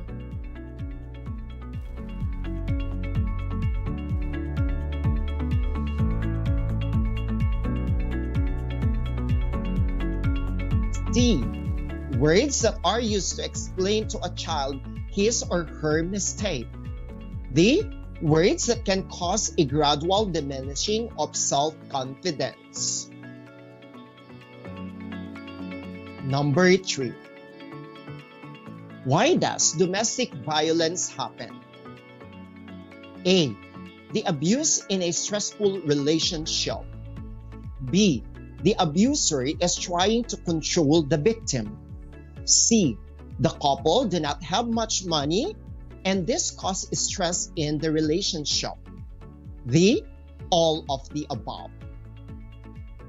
Number 4. Why do some victims of sexual abuse remain quiet and do not report the incident? A. The victim is threatened by the abuser. B. The victim ignores or tolerates the abuse. C. The victim feels hopelessness. And D. All of the above. Number 5. Which of the following is not an intentional injury? A. Fraternity hazing. B. Suicide attempt. C. Suicide bombing. D. Vehicular accident. Okay, let's try to check your answers Here are the answers. For number 1, that's letter C. Number 2, letter C. Number 3, it's letter D. Number 4, letter D. And number 5, letter D. Okay, I hope you got the items correctly. For those who are not, there will always be a next time. What is important is that you have tried hard and you have been honest. For your activity in today's discussion, kindly refer to your learning activity sheet. This will be your assignment for today's broadcast. The title of the activity is, What Can I Do? On a short band paper, make a slogan, poster with a message regarding your passion and promise of maintaining a culture of non-violence. And these are the criteria. Creativity, 5. Neatness of work, 5. Message, 5. With a total of 15 points. You can submit this online to your teachers or submit it on Friday on the schedule of retrieval and distribution of modules in your own schools for modular learners.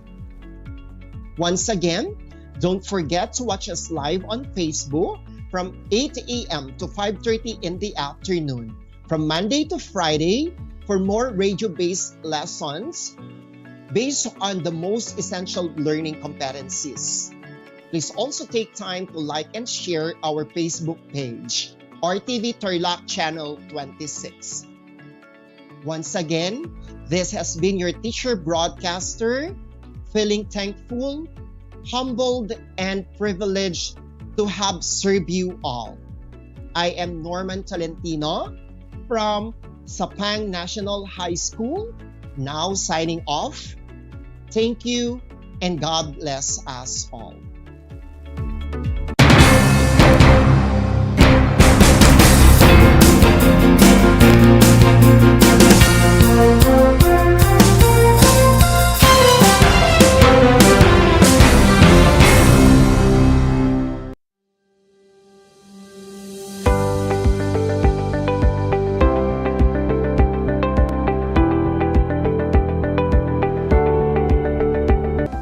Ang dagdag na 2 taon sa high school ay malaking bahagi ng programang K-12 sa ating bansa. Pinag-aralan ng mabuti ng Kagawaran ng Edukasyon o DEPED ang nilalaman at paraan ng pagkatuto sa 2 taong ito na tinatawag ngayong senior high school. Sa pamamagitan ng senior high school, tinitiyak ng DEPED ang kalidad ng edukasyon na may malinaw na patutunguhan anuman ang iyong pag-aralan. May 15 core, 7 applied at 9 na specialized subjects ang senior high school. Sa kabuuan, may 31 subjects ang senior high school. Katumbas ito ng 4 na semestre na may 2 quarter bawat semestre. Ang mga paksa sa bawat aralin ay mahalaga upang maihanda ang mga mag-aaral sa 4 na curriculum exit gaya ng kolehiyo, trabaho, middle-level skills development at negosyo. Kahit anong track ang piliin ng isang mag-aaral, maaari siyang magpatuloy sa alinman sa 4 na posibleng curriculum exit. Mayroong 4 na track ang senior high school. 1. Academic track. 2. Technical Vocational Livelihood track. 3. Arts and Design track. At 4. Sports track. Ang senior high school academic track.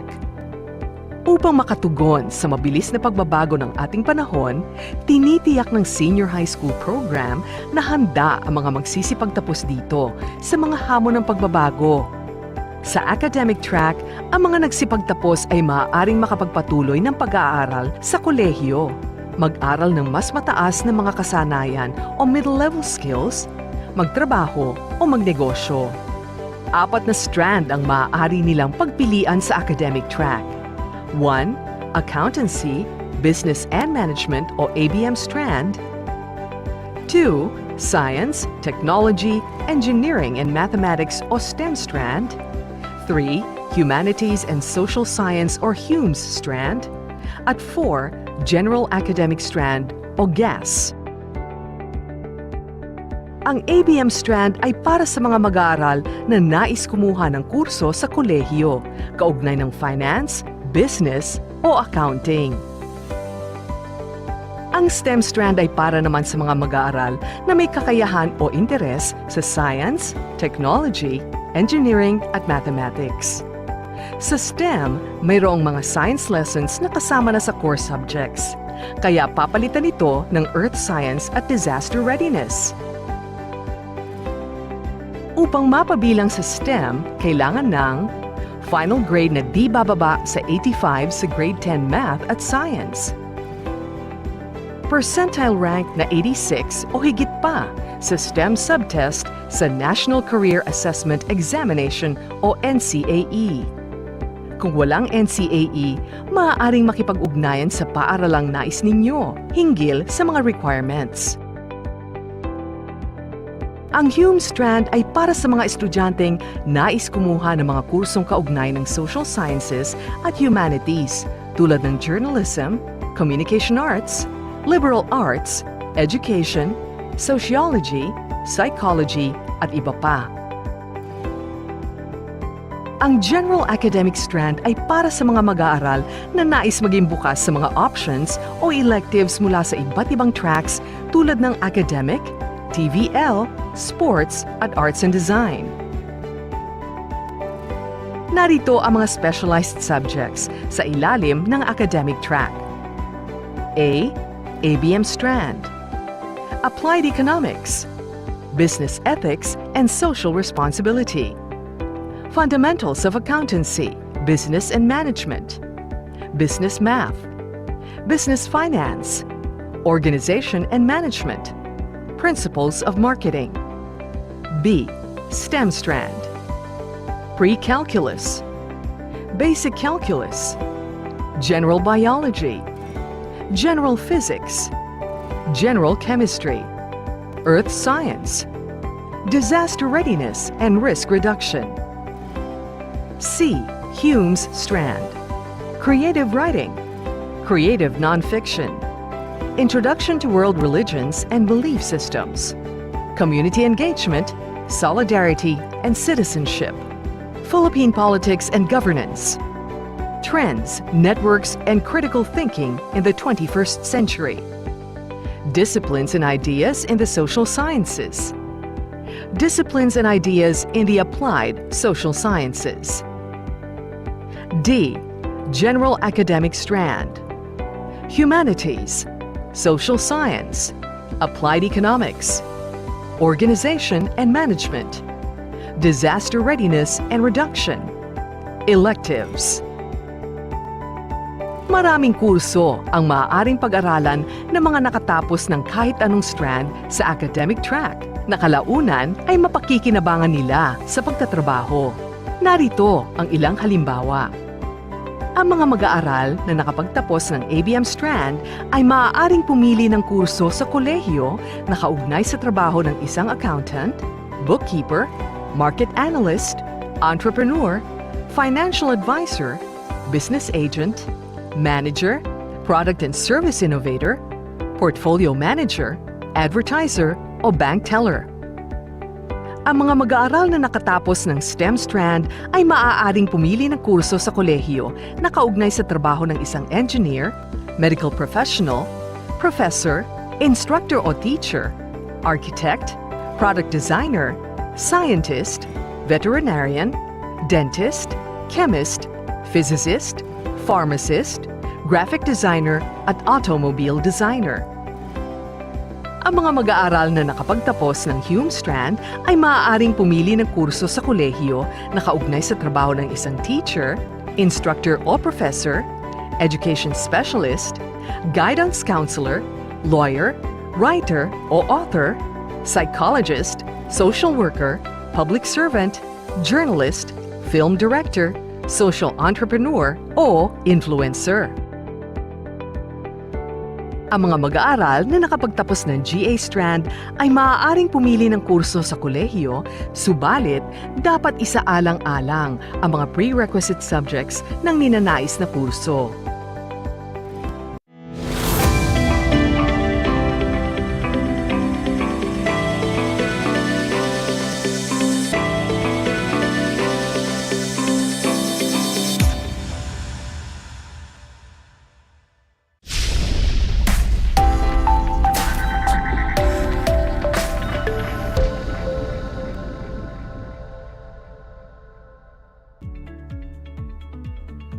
afternoon, everyone. Welcome to Aral TarlakHenyo here on RTV Tarlac, Channel 26, simulcast over DCTC Radio Filipino Tarlac. This is Itina Olga Manuel, your nurse broadcaster for special episode for Health Hour. Muli isang masigla, mapagpala at kaaya-ayang hapon po sa ating mga tagapanood at tagapakinig ng Aral TarlakHenyo. Kahit sa panahon ng pandemya, tuloy-tuloy pa rin ang pagtaas ng kaso ng paggamit ng pinagbabawal na gamot at pabata ng pabata ang mga gumagamit nito. Kaya ngayong hapon pong ito, atin pong tatalakayin kung paano makakaiwas sa paggamit ng pinagbabawal na gamot, partikular na sa ating mga kabataan. Ngayong hapon pong ito, atin pong makakasama ang maasahang nurse ng Camiling West at San Clemente District, walang iba kundi si Maria Elena Domingo. Magandang hapon, Nurse Ile. Magandang hapon din, Nurse Olga. Isang mapagpalang hapon po sa inyong lahat. Nurse Ile, kamusta naman ang current drug scenario ng ating bansa? Alam mo ba, Nurse Olga, na around 1.6 million or 2 out of 100 Filipinos aged 10 to 69 are current drug users? According to the results of the 2019 National Household Survey on the Patterns and Trends of Drug Abuse, released by the Dangerous Drugs Board. While there were no accurate statistics available, it is estimated by Dangerous Drug Board as many as 3.7 million in the Philippines are dealing with drug addiction in just the year 2016, and 65% of it is young people. Nurse Ile, pabata ng pabata mga gumagamit ng ipinagbabawal na gamot. May mga batas ba tayo tungkol sa paggamit ng ipinagbabawal na gamot? At ano nga ba ang drugs? Meron, Nurse Olga. Ito ay Republic Act 9165 o ang Comprehensive Dangerous Drugs Act of 2002. Ano ba ang mga violations under RA 9165? Ito ay ang illegal cultivation, culture, delivery, administration, dispensation, manufacture, sale, trading, transportation, distribution, importation, exportation, and possession of any dangerous drug and or controlled precursor and essential chemical. And the maximum penalty is life imprisonment and a fine of 500,000 to 10 million. Ano naman ang droga o ang gamot? Ang gamot ay anumang sangkap maliban sa pagkain o tubig na kapag pumasok sa katawan ay nakakapagpabago ng isip at katawan. Tama, Nurse. Paano mo masasabi na mali ang paggamit ng isang gamot or pinagbabawal na gamot? Ang pang-aabuso sa droga ay tumutukoy sa isang individual na patuloy na gumagamit ng droga na kahit na alam nilang nagdudulot na ito ng masamang epekto sa kanilang kalusugan at kapakanan. Patuloy na gagamit ang mga nag-aabuso sa droga kahit na gumuguho na ang kanilang buhay panlipunan at bumabagsak ang kanilang katatagan sa kanilang pananalapi. Halimbawa nito ay ang paggamit ng reseta sa maling paraan. Ganun pala yun, Nurse Ile. Ano naman yung mga gamot na madalas nagagamit sa maling paraan? There are 4 categories of drugs according to effects. Ang pinakauna ay ang stimulant o ang tinatawag na pampasigla. Ito ay nagpapabilis sa takbo ng panggitnang sistema ng nerbiyos o central nervous system at ng mga mensaheng patungo at mula sa utak. Pinapabilis nito ang pintig ng puso at tumataas ang temperature at presyon ng dugo. Halimbawa nito ay nikotina na makikita sa sigarilyo, caffeine na makikita sa mga kape, cola, tsokolate, mga tabletang pampapayat at mga inuming pampalakas. Pseudoephedrine na matatagpuan sa iba't ibang uri ng gamot na pang-ubo at sipon, cocaine, amphetamine, LSD at ecstasy. Ang sigarilyo o cigarette ay isa ring uri ng stimulant o pampasigla. Ito ay may sangkap na nicotine. Ito ay binubuo ng filter, tobacco at ash at ito ay sinisindihan. Samantalang ang e-cigarette ay isang device na hindi nasusunog o gumagamit ng tobacco leaves. Bagkus gumagamit ito ng vaporized solution na sinisinghot ng taong gumagamit nito. Ito ay may battery, switch, liquid cartridge na ginalagyan ng e-liquid, atomizer at mouthpiece. These are illustrations of people who are using vape o e-cigarette. So Nurse Ile, may question ako.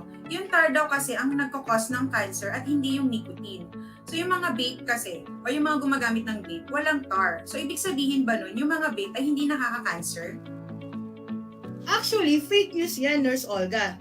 The popularity of e-cigarette has increased. And while current evidence suggests that they are highly likely to be considerably less harmful than cigarettes, their use is not free of risk to the user because there have been reports of adverse events in the pulmonary, oral, gastrointestinal, and other bodily systems following exposure to e-cigarette aerosols. Halos lahat ng organ system ng katawan ay apektado. It's true that e-cigarettes do not produce tar, which we all know can cause cancer. However, they still contain chemicals that can cause cancer. E-cigarette aerosols have lower levels of toxins compared to cigarette smokes, but they still contain nicotine and other nicotine-related impurities, ultrafine toxic particles, and other potentially harmful chemicals which can cause cancer as shown in this slide. They have identified 113 chemicals in 50 brands of liquids, and more compounds are observed in the aerosol over the respective solutions because some chemicals are generated during vaporization. This slide will show you the substance identified in e-cigarette aerosols and liquids. Tandaan, e-cigarette man yan o hindi, masama pa din sa katawan natin. Tama, Nurse. Wala talagang naidudulot na mabuti sa ating kalusugan ng paninigarilyo, di ba? Tama yan, Nurse Olga. Nurse Ile, may isang question pa ako. So how does smoking and vaping naman contribute to our air pollution and climate change? Climate change refers to a long-term shift in temperature and weather pattern. Pollution made by cigarettes and e-cigarettes greatly affects not only the soil but also the air and water. It is estimated that 600 million trees are cut down every year to produce tobacco products. Cigarette manufacturing machines use up to 4 miles of paper an hour just to roll and package the cigarette. Another thing, tobacco growth and cultivation cause deforestation. So trees are often cut down to make room for tobacco plants. Once tobacco plants are being harvested, then they are cured. Sometimes the curing is done by air drying, but often tobaccos are cured by burning wood to heat the air, which speeds up the process. As mentioned earlier, tobacco is a pesticide-intensive crop. It uses nearly 20 million of pesticides, including insecticides, herbicides, fungicides, applied to the U.S. grown crop from 1994 to 1998. It ranks 6 in terms of the amount of pesticide applied per acre. So hindi nyo na magagamit ang lupa kapag nagtanim ng tobacco kasi sobrang dami na ng pataba o abono ang nilagay dito. In 1980s, the cigarette butts have consistently made up of 30 to 40% of all items collected in the annual international coastal and urban cleanups. Add to this, the filing of your e-gadgets due to the rising use of your e-cigarettes among adults and teenagers. As mentioned earlier, the number 1 most littered thing in US and the number 1 most littered item in America is your earth. In about 4.5 trillion cigarettes discarded each year worldwide. So how does it affect our water? Cigarette butts are commonly found in the dead bodies of sea animals. Cigarettes are primarily plastics made up of cellulose acetate fibers that will take years to break down.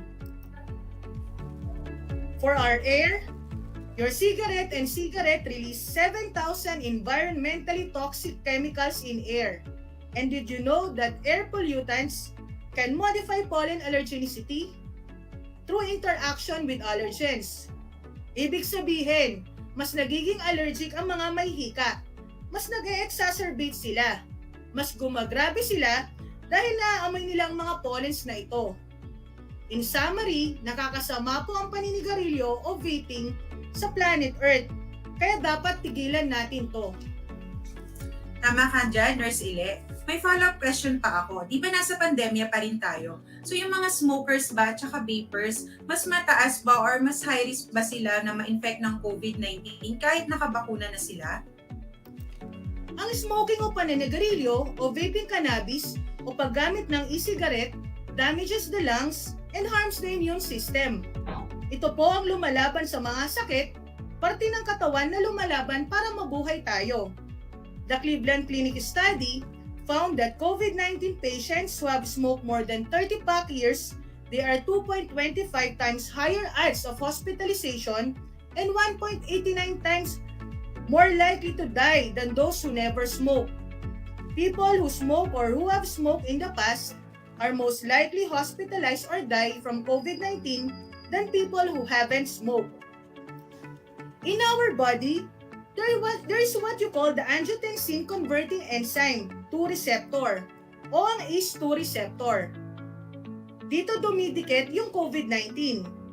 Yung part naman ng COVID-19 virus na dumidikit dito sa ACE2 receptor na to ay tinatawag na S2 domain. So ang COVID-19 virus na dumidikit sa ACE2 receptor ay ano ang nangyayari? This is not regulated. Dumadami ito in the epithelial cells, respiratory tract of smokers, and smoking-associated pathology such as yung may mga chronic obstructive pulmonary disease at idiopathic pulmonary fibrosis. Meron pang pag-aaral na nagsasabi na ang e-cigarette o vaping which contain high amount of nicotine might have contribute to overexpression of your S2. It can also contribute to serious COVID-19 associated complications.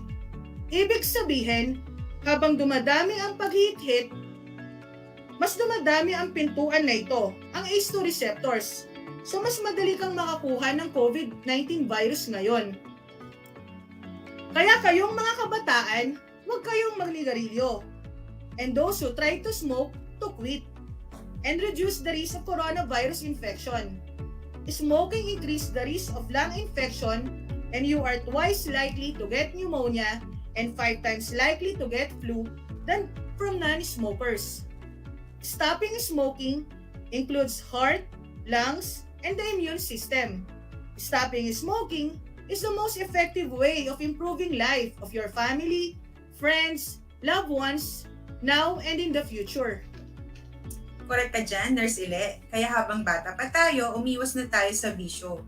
Nurse Ile, are there laws in place to protect us children, teens, and young adults from smoking and vaping? Actually, there are laws in place to protect.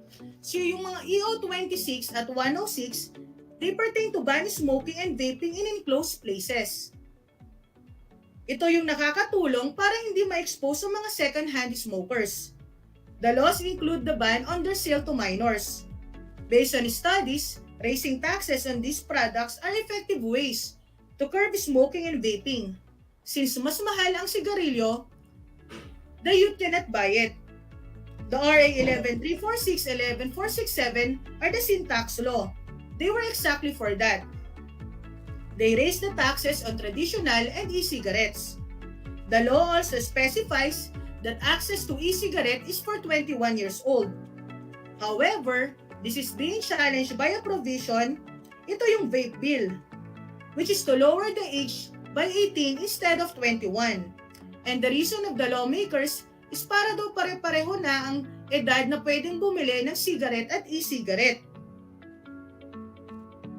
However, this is a blow to what was once a victory for the youth. Kasi sabi nga nila, the brain is not fully matured until 25 years old. If you start earlier, mas malaki ang pansala. So part of the brain that is affected is the one for higher learning, for memory, and for mood. Kaya mas maganda na ang Food and Drug Administration ang regulatory board at hindi ang Department of Trade and Industry. Because anything we want to inhale, we want to be regulated by a board that is for health. At dapat walang flavors. Kasi it's because of the flavor kaya kayo sumusubok. Kahit sa matatanda, gusto nila mas masarap ang lasa. How much more sa mga kabataan? There's an FDA advisory banning on the distribution, importation, manufacturing, sale, offer for sale, and online retail of flavored liquid refill solutions other than tobacco and menthol flavor for vapor products starting May 25, 2022. And June is considered as the National No Smoking Month. But it doesn't mean na hindi lang maninigarilyo tuwing buwan ng Hunyo, kung hindi dapat hindi manigarilyo sa buong taon. Nurse Ile, ano pa yung tatlong category ng drugs? The second category of drugs is the hallucinogens o ang pampatakbo ng guni-guni. Ang mga pampatakbo ng guni-guni ay nakakaapekto sa pangunawa. Ang mga taong nakagamit nito ay maaaring makakita o makaninig ng mga bagay sa baliktad na paraan. Ang mga pandama ay nagiging magulo, lalong-lalo na sa oras, ingay at kulay. Malaki ang pagkakaiba ng mga epekto ng pampatakbo ng guni-guni at hindi madaling mahulaan. Halimbawa nito ay ang marijuana, ecstasy, LSD at magic mushroom. The third category is the sedatives o ang pampahina. Ang salitang ito ay hindi nangangahulugan na ang tao ay nakakaramdam ng panghihina o pagkalungkot matapos gumamit ng gamot. Ang mga pampahina ay nagpapabagal sa takbo ng panggitnang sistema ng nerbiyos o ang central nervous system at ng mga mensaheng ipinapadala patungo at mula sa utak.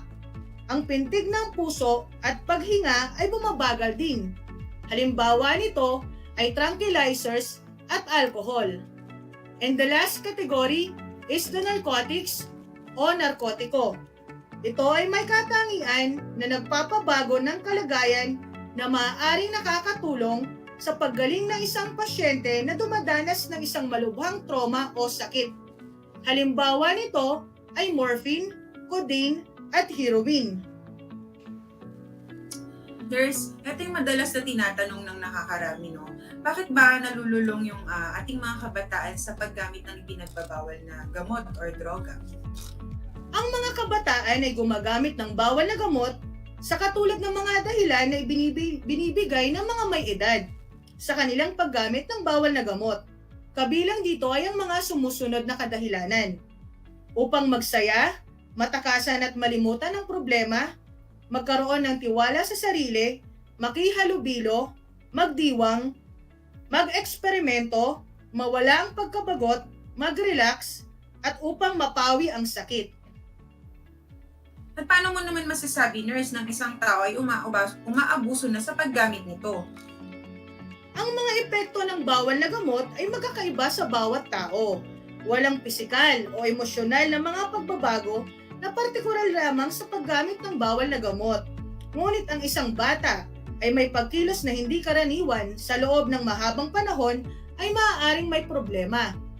Kabilang sa ilang babalang palatandaan ay panghihina, pagbabago ng kagawian sa pagkain, iritable, lumalabas sa buong magdamag, pagbaba ng marka sa paaralan, bigla at madalas na pagbabagos ng mga kaibigan, isang hindi maipaliwanag na pangangailangan ng pera, pagkakaroon ng maraming pera, pagkawala ng mamahaling gamit, at problema sa pulis. These are other signs of substance abuse, malnutrition, panic reaction, at physical damages. And this is an image of a person who have been using drugs, particularly methamphetamine o tinatawag na shabu. So nandito na tayo sa main point ng ating topic, nurse, no? What can a person do to prevent drug abuse or the usage of illegal drugs? A person should maintain good physical and mental health. Use drugs as directed. Most drugs are beneficial when used under medical advice. Understand your own self. Accept and respect yourself for what you are.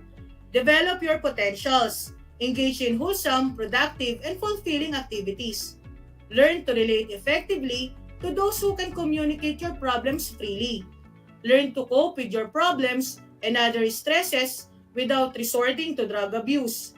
Seek professional help if you feel you cannot cope with your problems. And lastly, you have to develop strong moral and spiritual foundations. Nurse Ile, ito na yung aking huling katanungan, no? Meron ba tayong programa ang ating kagawaran upang maiwas ang ating mga kabataan sa mga ganitong bisyo? Meron Nurse Olga. Isa dito ay ang okay sa DepEd. Now on its 4th year, the implementation of offline kalusugan sa DepEd o ang okay sa DepEd continues to ensure the safety, health, and well-being of learners, whether in distant learning modality or during face-to-face classes. Officially launched in 2018 through the DepEd Order No. 28, okay sa DepEd is the convergence of DepEd's school health and nutrition programs for the effective implementation of the school level. It highlights 6 flagship programs, and one of these is the National Drug Education Program, o tinatawag na NDEP, supported by Comprehensive Tobacco Control. Ito ay tumutugon sa problema sa drug abuse sa pamamagitan ng pakipagtulungan sa iba't ibang sektor.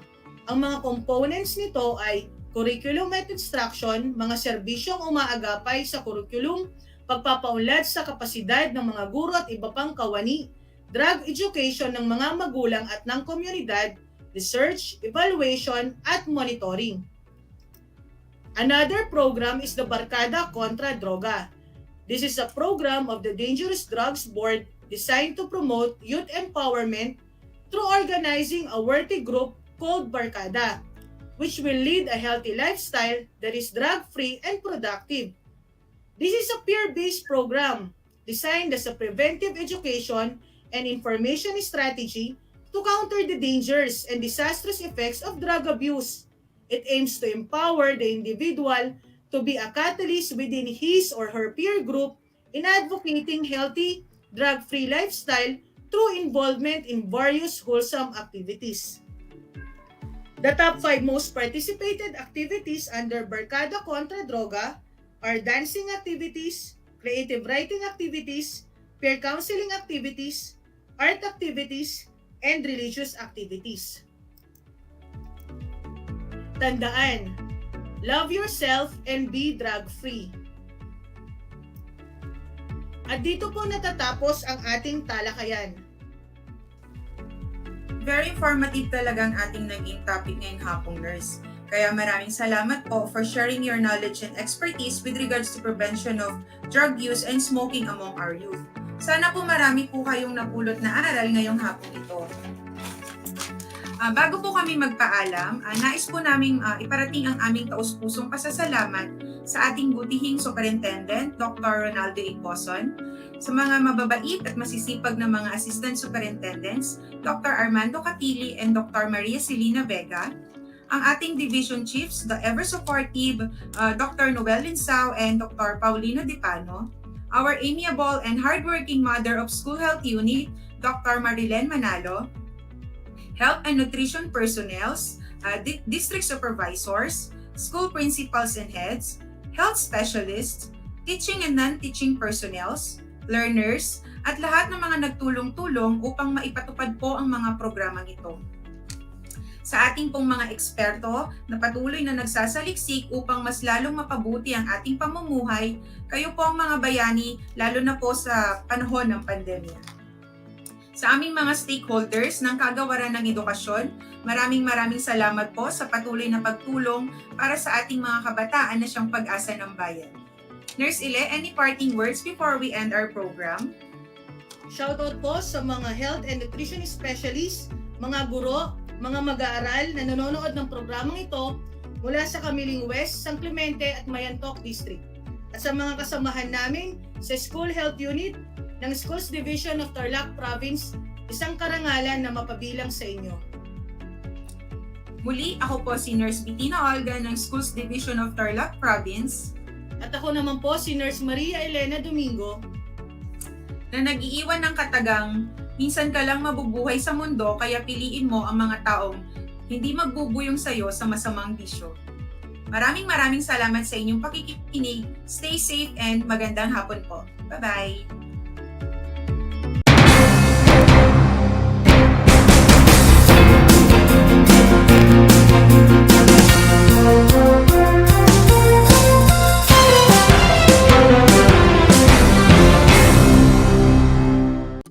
Kumusta mga giliw kong tagapakinig? Nagbabalik ang inyong paaralang panghimpapawid, Aral TarlakHenyo sa RTV Tarlac Channel 26, at sa bayang naririnig sa DZTC 828, Radyo Pilipino Tarlac. Tayo rin ay napapanood sa FB Live ng RTV Tarlac Channel 26. Sumasahim papawid mula